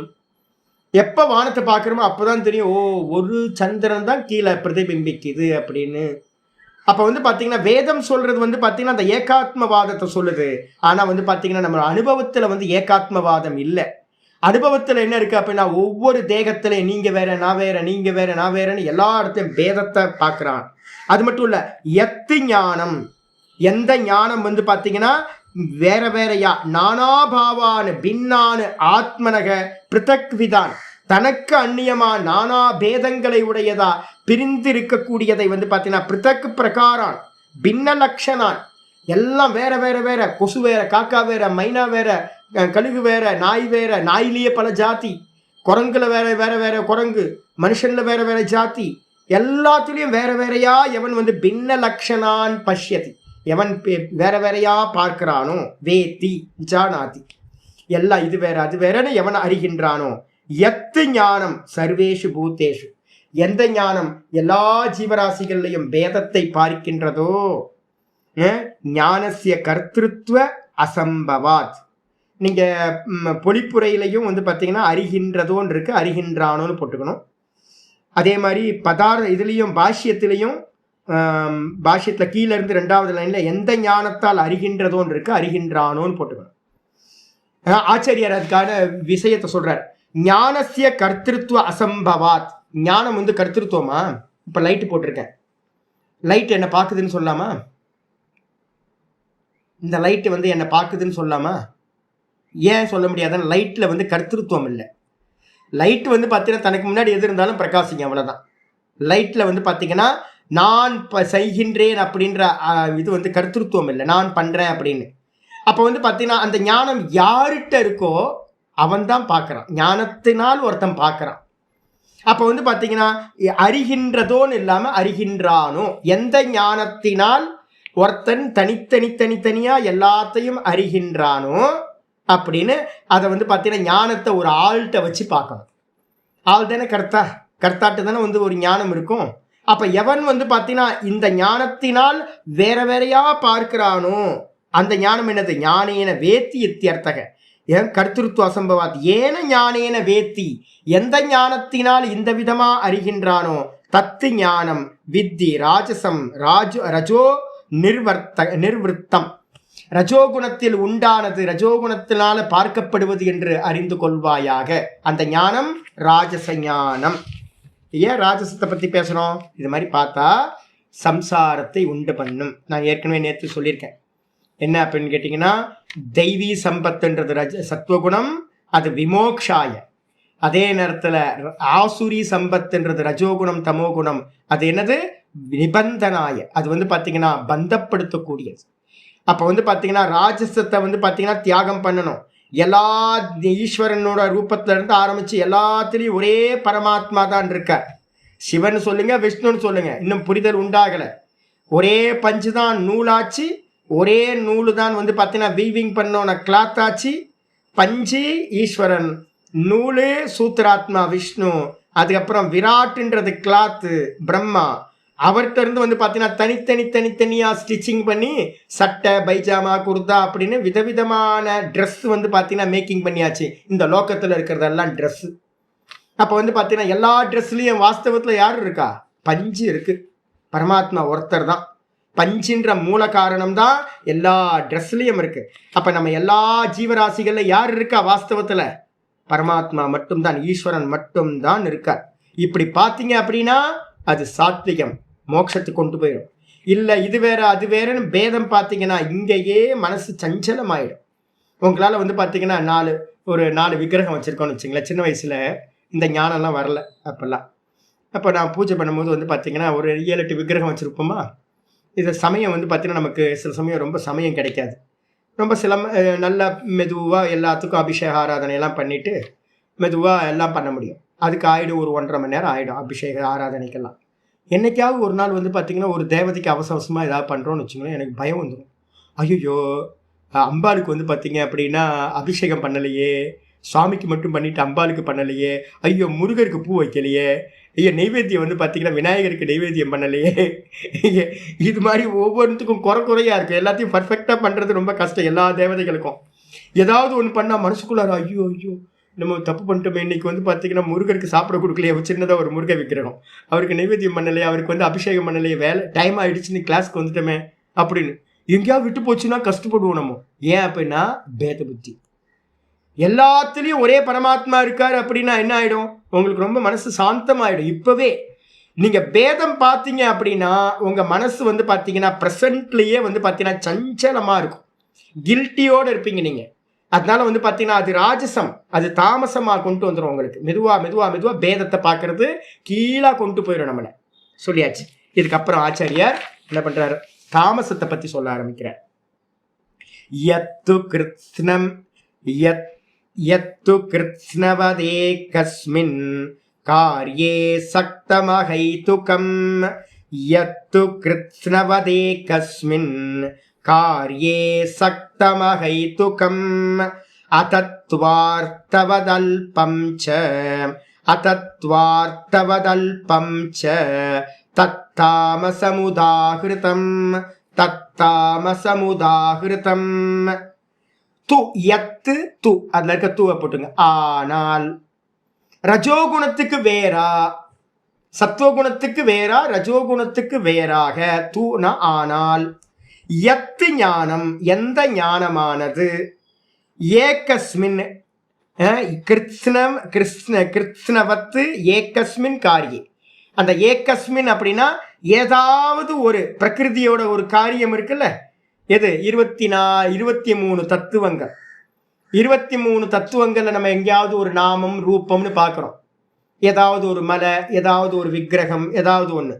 ஒரு சன்னியாசி வருவார் என்கிட்ட, நீங்களாம் திருவண்ணாமலையில் இருக்கீங்க, நானும் சிதம்பரத்தில் இருக்கேன், ஏன் 2 ஒன்று தான் ஏன் சிவபெருமான் அப்படின்னா வந்து பார்த்தீங்கன்னா அதில் வேறு சண்டை. திருவண்ணாமலையில் இருக்கிற சிவபெருமானை காட்டிலும் வந்து பார்த்தீங்கன்னா நடராஜர் தான் உயர்ந்தவர். ஐயோ இவங்களுக்கு எப்படா புரிய வைக்கிறது, இவங்கள்ட்ட கிடந்து மாட்டிக்கிட்டு முடிக்கிறமே அப்படின்னு இருக்கும். எப்படி புரிய வைப்பீங்க? பஞ்சபூத ஸ்தலங்கள்னு வந்து பார்த்தீங்கன்னா ஒரே சிவபெருமானுக்கு தானே பஞ்சபூத ஸ்தலங்கள் இருக்கு. இதுல என்ன குறை என்ன நிறைய என்ன? சிவபெருமான் வந்து எல்லாத்துலேயும் பஞ்சு மாதிரி வியாபிச்சிருக்காருப்பா. நம்ம தான் உபாசனை பண்றதுக்காக ஒவ்வொரு லிங்கத்துக்கும் ஒரு ஸ்பெஷல் கொடுத்து வச்சிருக்கோம். ஆனா இது வேற அது வேற. நடராஜர் தான் நான் ஸ்பெஷல், நான் சிதம்பரத்தில் இருக்கேன் அப்படின்னு அவரு வேற. அது மாதிரி பேதம் பார்க்கறது. ஏதாவது ஒரு நாம ரூபத்தில் என்ன ஆயிடுது அப்படின்னு கேட்டிங்கன்னா, ஏகஸ்மின் காரியம், இந்த பிரகிருதியோட ஏதாவது ஒரு காரியமா இருக்கிற நாம ரூபத்தில் வந்து பார்த்தீங்கன்னா கிருத்ஸ்னவத்து சக்தம், இதுதான் பூரணமானது. கிருத்ஸ்னம்னா முழுமையானது, பூரணமானது, இதுதான் பூரணமானது அப்படின்னு வந்து பார்த்தீங்கன்னா சக்தம் அப்படின்னா நல்ல பிடிப்போட பற்றுதலை அடைஞ்சிருக்கிறது, அட்டாச்மெண்ட். நர்மதாவில் இருக்கிறவனுக்கு வந்து பார்த்தீங்கன்னா கங்காவை பிடிக்காது, கங்காவில் இருக்கிறவனுக்கு நர்மதாவை வந்து பார்த்தீங்கன்னா நர்மதாலாம் கங்கைக்கு கீழே தான்வான். இங்கே நர்மதாவில் இருக்கிறவன் கங்காவது மண்ணாங்கட்டியாவதுன்னுவான். இது மாதிரி ஒவ்வொருத்தட்டையும் சாதுக்கள்கிட்ட நான் பார்த்துருக்கேன் ஏகப்பட்ட பேதம். சிதம்பரம் வேற, திருவண்ணாமலை வேற. இது மாதிரி ஒவ்வொருத்தரும் காளஹஸ்தி வேற. காளஹஸ்தியில் இருக்க சாதுக்கள் வந்து பார்த்தீங்கன்னா இன்னும் வேற மாதிரி இருப்பாங்க. ஒத்துக்கவே மாட்டாங்க. இதுதான் வந்து பார்த்தீங்கன்னா உயர்ந்த தத்துவம் அப்படின்னு, காளஹஸ்தி தான் அப்படின்னு. அப்போ எல்லாத்துலேயும் வந்து பார்த்தீங்கன்னா பேதம் பேதம் பேதம். இதுதான் அப்படின்னு இது ஸ்ரீரங்கத்துக்கு போனவன் வந்து பார்த்தீங்கன்னா பக்கத்தில் நுழைய மாட்டான். திருவானை கோயிலில் வந்து நுழையவே மாட்டான் அவன். ஏன் அப்படின்னா இதுதான் தேவதா அப்படின்னு ஃபிக்ஸ் ஆகிடுறது. ஏதாவது ஒரு நாமம் ஒரு ரூபம் அதில் ரொம்ப இதுதான் முழுமையானது அப்படின்னு சக்தம் நல்லா பிடிப்போட மாட்டிக்கிட்டு, அது எப்படிப்பட்டது? அகை துக்கம், எந்த ஒரு லாஜிக்கும் இல்லை, எந்த ஒரு லாஜிக்கும் யுக்திக்கும் பொருந்தாதது. அது மாதிரி ஆனால் முட்டாள்தனமா மூர்க்கத்தனமா என்ன ஆயிடும்? அதுலேயே ஃப்ரீஸ் ஆயிடும். அப்படிப்பட்டதாக அது எப்படிப்பட்டது? தத்துவார்த்தம், அதத்வார்த்தம் வத்து, தத்துவார்த்தவத்து. அது வந்து எப்படிப்பட்டதுன்னா தத்துவார்த்தம் இல்லை, யதார்த்தத்தை உடையதல்ல. அவன்கிட்ட இருக்கக்கூடிய ஞானம் யதார்த்தத்தை உடையதல்ல. தெரிஞ்சாலும் அவங்களுக்கு இருக்கக்கூடிய அந்த பற்று வந்து பார்த்தீங்கன்னா போகாது. யாரும் புரிய வைக்கணும்னு நினைச்சாலும் புரிய வைக்க முடியாது. மனசு வந்து பார்த்தீங்கன்னா பூர்வாகிரம், அவங்க உள்ளுக்குள்ளார அது போய் நல்லா ஸ்ட்ராங்காக ஆயிடுச்சு. அது அப்படிப்பட்ட ஞானம் எப்படிப்பட்டதுன்னா அல்பம் அல்பம் தானே. ஏதாவது ஒரு நாம ரூபத்தில் மாட்டிக்கிட்டோம் அப்படின்னா, இந்த மொத்த பிரபஞ்சத்திலையும் ஏதாவது ஒரு நாம ரூபத்தில் மட்டும் மாட்டிக்கிட்டா என்ன ஆகிடும்? இது வந்து பார்த்தீங்கன்னா ரொம்ப அல்பம். நான் வந்து பார்த்தீங்கன்னா சிவனை வந்து பார்த்தீங்கன்னா திருவண்ணாமலையில் தான் இருக்கார் அப்படின்னா, திருவண்ணாமலையில் தான் இருக்காருன்னா நார்த் இந்தியாவில் இருக்கிறவங்க நிறைய பேருக்கு திருவண்ணாமலையே தெரியவே தெரியாது. நிறைய சாதுக்களுக்கு தெரியாது திருவண்ணாமலை அப்படின்னா என்னன்னு கேட்பாங்க. இப்போ தான் மீடியா வர்றது கொஞ்சம் கொஞ்சமாக தெரியுது. அப்போ வந்து பார்த்தீங்க அப்படின்னா நிறைய தெரியவே தெரியாது. அப்போ என்ன அர்த்தம்? ஏதாவது ஒன்றுத்தில் மட்டும் இருந்துச்சு அப்படின்னா அது அல்பம். அப்படிப்பட்டது வந்து பார்த்தீங்கன்னா தத் தாமசம் உதாகிருதம், அந்த அல்பமான ஞானம் தாமச ஞானம் என்று சொல்லப்படுகின்றது. வாசித்துக்கு வந்து எத்து ஞானம், எந்த ஞானமானது, ஆனால் எந்த ஞானமானது கிருத்ஸ்னவத்துனா முழுமை அடைந்தது போல, சமஸ்தவத்து இதுதான் எல்லாம் அப்படின்ற மாதிரி, சர்வ விஷயம் இது கண்ணியமா வேற எதுவும் இல்லைங்க. இது கண்ணியமா எங்க கடவுளை தவிர்த்து வேற எந்த கடவுளும் பெரிய கடவுள் இல்லை, எங்க ஈஸ்வரன் தான் பெரிய ஆள் அப்படின்னு. ஏன்னா எல்லா தேசத்துல இருக்கிறவங்களுக்கும் அந்த அபிமானம் இருக்குல்ல. இப்போ எனக்கு திருவண்ணாமலை மேலே வந்து அருணாச்சலேஸ்வரர் மேலே எனக்கு ஒரு பெரிய அபிமானம். ஏன்னா நமக்கு அது சாஸ்திரம் படிக்கிறதுனால வந்து பார்த்தீங்கன்னா புரிதல் இருக்குது. ஆனால் பெரும்பாலும் வந்து பார்த்தீங்கன்னா அந்த புரிதலுக்கு ஏதாவது ஒரு குருநாதர் இருந்து பாடத்தை தத்துவத்தை சொல்லி புரிய வைக்கணும்ல. வியாபகம்பா அப்படின்னு சொல்லணும். வியாபகம்ன்ற எண்ணம் வந்து ஈஸ்வரன் வியாபகம்ன்ற எண்ணம் வராமல், இது நமக்கு உபாசிய தேவதை வந்து பார்த்தீங்கன்னா ஒரு நாமரூபம் நமக்கு உபாசனைக்காக கொடுக்கப்பட்டிருக்கு. இதை பிடிச்சிக்கிட்டு மேலே வரணுன்றது வந்து சொல்லணும். ஆனால் என்ன பண்ணிட்டோம், உபாசனைக்காக தான் நானா பேதங்கள் வந்து பார்த்தீங்கன்னா சொல்லியிருக்கு. ஏகோ தேவதா நான் உங்களுக்கு சொல்லியிருக்கேன்ல, ஏகோ தேவதா பிராணோ தேவதா. அந்த பிராண தேவதைக்கு மேலே தான் வந்து பார்த்தீங்கன்னா அநேக நாம ரூபங்கள்லாம் கல்பித்தம். ஒரே சூத்திராத்மாக்கு மேலே தான் கல்பித்தம். அந்த சூத்திராத்மாக்குள்ள ஹிருதயமாக வந்து பார்த்தீங்கன்னா யார் இருக்கா? அந்தர்யாமியா ஈஸ்வரன் இருக்கார். அப்போ வந்து பார்த்தீங்கன்னா அவர் தான் பிரம்மஸ்வரூபம். தியேய பிரம்மம் ஞேய பிரம்மம்னு ரெண்டு இருக்கு. ஞேய பிரம்மம் எல்லாம் வந்து பார்த்தீங்கன்னா சிவபெருமான ஞேய பிரம்மமாக வச்சுக்கோங்க. அவர் தான் அந்தர்யாமி. அவரை வந்து பார்த்தீங்கன்னா ஏசத்த ஆத்மா அந்தர்யாமின்னு சொல்லுது. அவரோட ஐக்கிய ஞானத்தை அடையணும். அந்த விஷ்ணு பகவானோட அநேக ரூபங்கள் தான் இங்கே இருக்கக்கூடிய எல்லா தேவதை ரூபங்களும். அப்போ ஒரே விஷ்ணு தான் அநேகமாக பிரிஞ்சிருக்கார். எதுக்கு? உபாசனை. அவங்க டேஸ்ட்டுக்கு எதையாவது பிடிச்சி வந்து பார்த்தீங்கன்னா மேலே வாங்கன்றதுக்காக அப்படின்னு பண்ணப்பட்டது. ஆனால் என்ன பண்ணாங்க, நல்லா வந்து பார்த்தீங்கன்னா ஒரு சிஸ்டத்தை கிரியேட் பண்ணதை தப்பாக புரிஞ்சுக்கிட்டு என்ன பண்ணிட்டாங்க, ஒன்றுத்துல மட்டும் பிடிச்சுக்கிட்டு இதுதான் பூரணம், இதுக்கு அந்நியமாக வேற எதுவுமே அல்பம் அப்படின்னு மற்றதெல்லாம் உதாசீனப்படுத்துறது. இதுதான் பூரணம், சமஸ்தம், சர்வ விஷயம் இதுதான் எல்லாம், இதுக்கு அந்நியமாக வேற இல்லவே இல்லை அப்படின்னு ஏகஸ்மின் காரியே, ஏதாவது ஒரு பிரகிருதியோட மாயாவோட ஏதாவது ஒரு காரியத்தில், ஒரு நாமத்திலையோ ஒரு ரூபத்திலையோ இல்லை வந்து பார்த்தீங்கன்னா ஒரு குணத்திலையோ, தேகே பகிகிவா ஏதாவது ஒரு தேகத்திலையோ, என்னோட குரு மாதிரி இல்லை, மற்றவங்கெல்லாம் வந்து குரு இல்லை, என் குரு தான் குரு, என்னோட தேவத்தை தான் தேவதை, இந்த தேவதைக்கு அந்நியமாக வேற தேவதை இல்லை, கிருஷ்ணனுக்கு அந்நியமாக வேற யாரும் இல்லை. கிருஷ்ணரை ஒத்துக்கிறவன் நீங்கள் பார்த்தீங்கன்னா தெரியும், அயோத்தியாவுக்கும் இந்த வைஷ்ணவர்களே பேதம் இருக்குது. வைஷ்ணவர்களை பார்த்தீங்க அப்படின்னா கிருஷ்ணனை ஒத்துக்கிறவங்க ராமரை ஒத்துக்க மாட்டாங்க, ராமரை ஒத்துக்கிறவங்க கிருஷ்ணரை ஒத்துக்க மாட்டாங்க. அடப்பாவிகளா அப்படின்னு இருக்கும். நமக்கு பார்த்தீங்கன்னாவே அவ்வளோ பேதம் இருக்கும். ராம சொல்ல மாட்டான், கிருஷ்ணன் தான் சொல்லுவான ஒழிய ராம சொல்ல மாட்டான். ராமன் சொல்றவன் வந்து பார்த்தீங்கன்னா சீதாராம் சொல்லுவான ஒழிய அவன் வாயில கிருஷ்ணன் வரவே வராது. ஏன்னா ரெண்டும் வேற வேறையா. அப்போ அந்த அளவுக்கு ஒவ்வொரு தேகத்திலையும் பற்றுதல் வந்து பார்த்தீங்கன்னா இருக்கு. ஆச்சாரியர் சொல்றார், தேகே பகிகிவா, ஒரு தேகத்திலேயோ அல்லது வந்து பார்த்தீங்கன்னா வெளியிலையோ, ஒரு தேகம்னு என்ன அர்த்தம், தன்னுடைய தேகத்தை எடுத்துங்க, கூட வந்து பார்த்தீங்கன்னா வெளியில இருக்கிற ஏதாவது ஒரு வஸ்து எடுத்துங்க, அல்லது வந்து பார்த்தீங்கன்னா ஒரு பிரதிமா, ஒரு சிலையை எடுத்துங்க. பிரதிமாதவ் சக்தம் நல்லா பிடிப்படைஞ்சு ஏதாவான் ஏவ ஆத்மா ஈஸ்வரோவா, இதுதான் ஆத்மா, இதுதான் ஈஸ்வரன், இந்த தேகம்தான் ஆத்மா, இந்த தேகம்தான் ஆத்மா, இந்த சிலைதான் ஆத்மா, இந்த சிலைதான் ஈஸ்வரன் அப்படின்னும், ந அத்தக பரமஸ்தி இது, இதுக்கு அந்நியமா வேற ஆத்மா இல்ல, இதுக்கு அந்நியமா வேற ஈஸ்வரன் இல்ல அப்படின்னு வந்து பாத்தீங்கன்னா, இது யதா இந்த விதமா எவ்விதமாக நக்ன க்ஷபனகாதீனாம், நக்ன அப்படின்னா நிர்வாணம்னு அர்த்தம், நிர்வாணமா இருக்கக்கூடிய பௌத்த மத துறவிகள், அதே மாதிரி வந்து பார்த்தீங்கன்னா இங்கே ஜைன மத துறவிகள் எடுத்துங்க. க்ஷபனகாதி அப்படின்றதுக்கு அர்த்தம் க்ஷபனகா அப்படின்னா பௌத்த துறவி. இந்த இடத்துல வந்து நிர்வாணமாக இருக்கக்கூடிய பௌத்த துறவிகள்னா யாருன்னா ஜைன மதத்தை எடுத்துக்கணும். ஜைனர்கள் என்ன பண்ணுறாங்க அப்படின்னா, ஷரீர அனுவர்த்தி தேக பரிணாமோ ஜீவ ஈஸ்வரோவா, அவங்க என்ன பண்ணுறாங்கன்னா, யானையில் ஆத்மா வந்து பார்த்தீங்கன்னா யானை அளவுக்கு இருக்கும், பூனையில் ஆத்மா பூனை அளவுக்கு இருக்கும், எறும்புல ஆத்மா எறும்பு அளவு இருக்கும். அவங்க ஆத்மா ஜைன மதத்தில் இருக்கவங்களுடைய ஆத்மா வந்து எலாஸ்டிக் ஆத்மான்னு சொல்லுவோம்.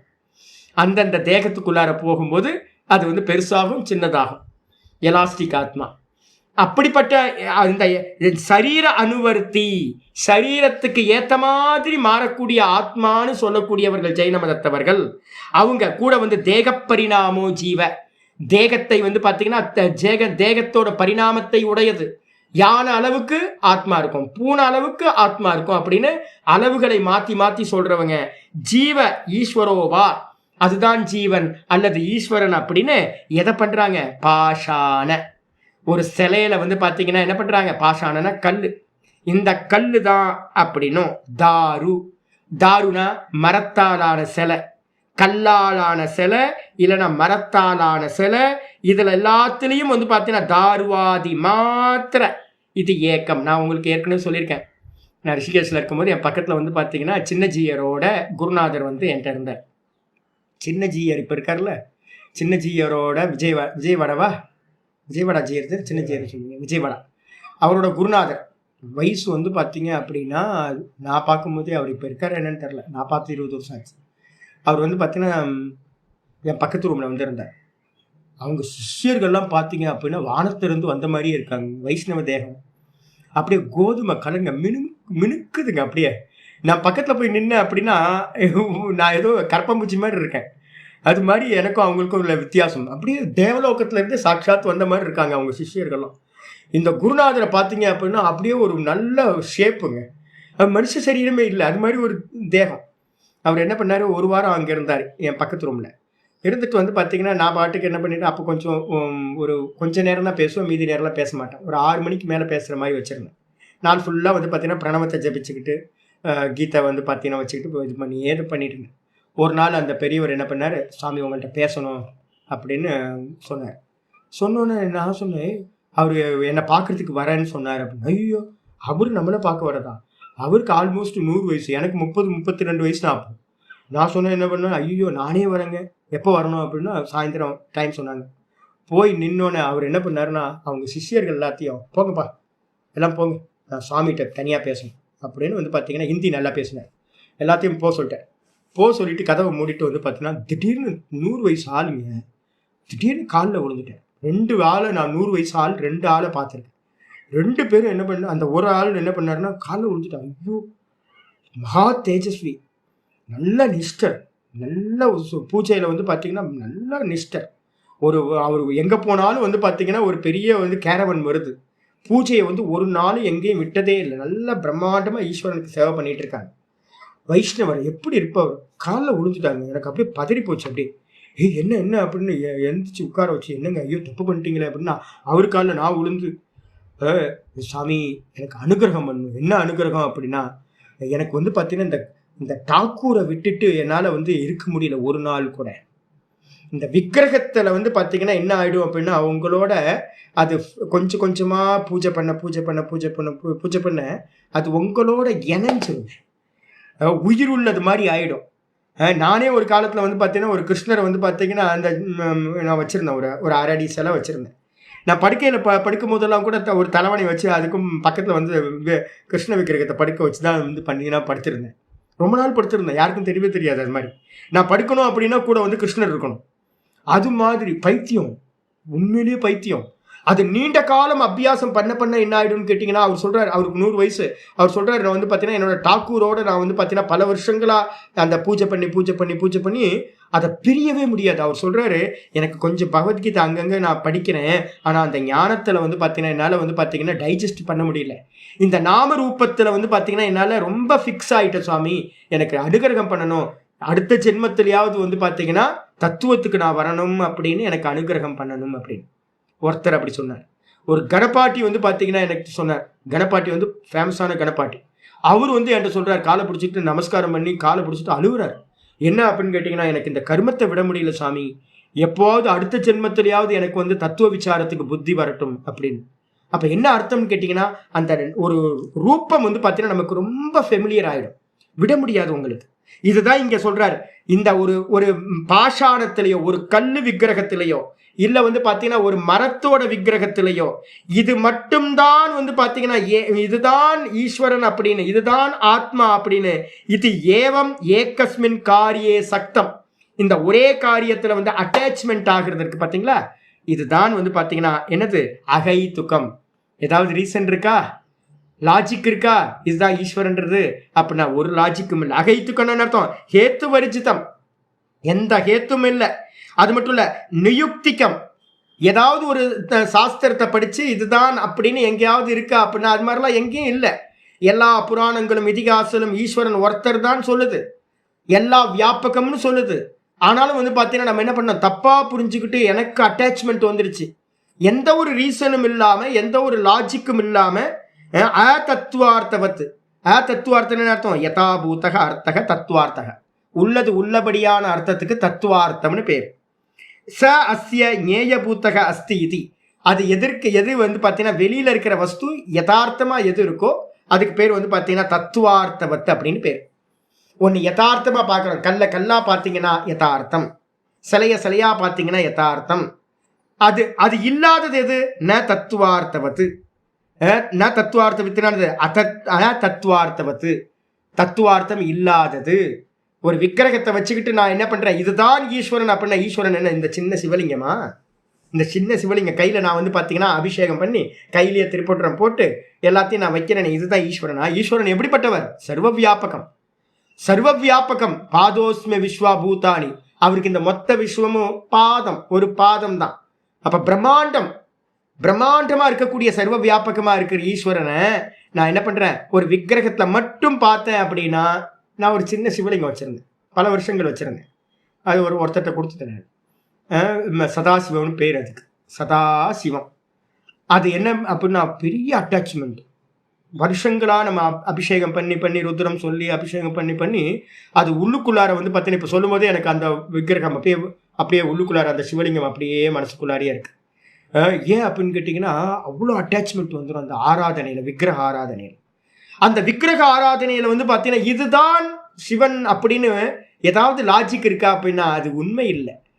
அயதார்த்தவத்து, அது வாஸ்தவம் இல்லை. தத்துவார்த்தவத்து, உண்மை இல்லாதது. அதனால அகேத்துக்கத்வாத் ச ஏவ அல்பம் ச, அது வந்து பார்த்தீங்கன்னா ஹேத்து இல்லாததுனால, காரணம் இல்லாததுனால அல்பம் தான். நான் எங்கேயாவது ஒரு சின்ன ரூபத்தில் நான் மயங்கிட்டேன் அப்படின்னா அது அல்பம். அல்ப விஷயத்வாத், அது மட்டும் இல்லை அல்ப பலத்வாத். வாஸ்தவத்தில் நீங்க பண்ற எதையாவது பிடிப்போட பண்ற ஆராதனைகள்லாம் என்ன பண்ணும்? மோட்சத்தை கொடுக்காது. ஏன்னா உங்களுக்கு இதுதான் ஈஸ்வரன்றீங்க. ஈஸ்வரன் இந்த விக்கிரகத்திலையும் இருக்கார், சர்வ விக்கிரகத்திலையும் இருக்கார், சர்வத்தையும் வியாபிச்சிருக்கார்னு பார்த்தீங்கன்னா ஈஸ்வரனை விரிச்சிடுறீங்க. ஈஸ்வரனை விரிக்காம வந்து பார்த்தீங்கன்னா ஒரு இடத்துல சுருக்கி நீங்க பண்ணினீங்க அப்படின்னா அல்ப பலனை கொடுக்கறதா ஆயிடும். புண்ணியம் கிடைக்கும், வேற எதுவும் இல்லை. புண்ணியம் கிடைச்சி மேல அந்த புண்ணியத்தை அனுபவிச்சு திரும்ப வரணும். அதனால அல்ப பலனை உடையதாக இருக்கிறதுனால தத்து தாமசமுதாகிருதம், அந்த ஞானம் தாமசம் என்று சொல்லப்படுகிறது. தாமசானாம் ஹி பிராணினாம் அவிவேக்கினாம் ஈதிருஷம் ஞானம் திருஷ்யதே. இந்த தாமச ஞானம் யார்கிட்ட இருக்கு? தாமசானாம் ஹி பிராணினாம், இந்த தாமச பிராணிகளிடத்துல. யார்கிட்ட? அவிவேக்கினாம், விவேகம் இல்லாதவர்களிடத்துல. ஈதிருஷம் ஞானம் திருஷ்யத்தை, இந்த விதமான ஞானம் பார்க்கப்படுவதாக இருக்கு. அப்ப இந்த உலகத்துல ஏகப்பட்ட பேர் நல்லவங்கன்னு சொல்லிட்டு நல்ல பூஜைகள்லாம் பண்ணிட்டு இருக்கவங்கள்ட்ட இருக்கிற ஞானம் என்ன ஞானம்? தாமச ஞானம் தான் இருக்கு. தன்னுடைய ஈஸ்வரனை எல்லாத்திலையும் அவர் தான் இருக்கான்னு பார்க்கணும் அப்படின்னா அவனுடைய ஞானம் சாத்விகன். இதுல மட்டும்தான் இருக்கு அப்படின்னு பார்க்கிறவன் எவ்வளோ பெரிய அனுஷ்டானம் பண்றவனா இருந்தாலும் அவனுடைய ஞானம் தாமசம் தான். அப்ப என்ன பண்ணணும்? திருத்திக்கணும் இதெல்லாம். இதோட இன்னைக்கு இந்த ஸ்லோகம் போதும். நாளைக்கு மீதி பார்க்கலாம். நாளைக்கு அஷ்டமி ஜி, நாளைக்கு லீவு. நவமி அன்னைக்கு பார்க்கலாம் மீதி. ஓம் பூர்ணமத பூர்ணமிதம் பூர்ணாத் பூர்ணமுதச்யதே பூர்ணஸ்ய பூர்ணமாதாய பூர்ணமேவாவசிஷ்யதே. ஓம் சாந்தி சாந்தி சாந்தி. ஹரி ஓம் ஸ்ரீ குருப்யோ நமः. ஹரி ஓம். ஓம் ஸ்ரீ கிருஷ்ணாய பரமாத்மனே நமः. ஸ்ரீ கிருஷ்ண கிருஷ்ண கிருஷ்ண காயேன வாச்சா மனசேந்திரியைர்வா புத்யாத்மனா வா பிரகிருதேர்ஸ்வபாவாத் கரோமி யத்யத் சகலம் பரஸ்மை நாராயணாயேதி சமர்ப்பயாமி. ஓம் தத்சத் இதி பரபிரம்மார்ப்பணமஸ்து. நாராயண நாராயண நாராயண நாராயண. ஒரு 5 நிமிஷம் லேட்டாக ஆயிடுச்சு. இது முடிச்சிடலாம் இருக்கா பாப்பா. ஹரி ஓம் ஹரி ஓம் ஹரி ஓம் ஹரி ஓம்.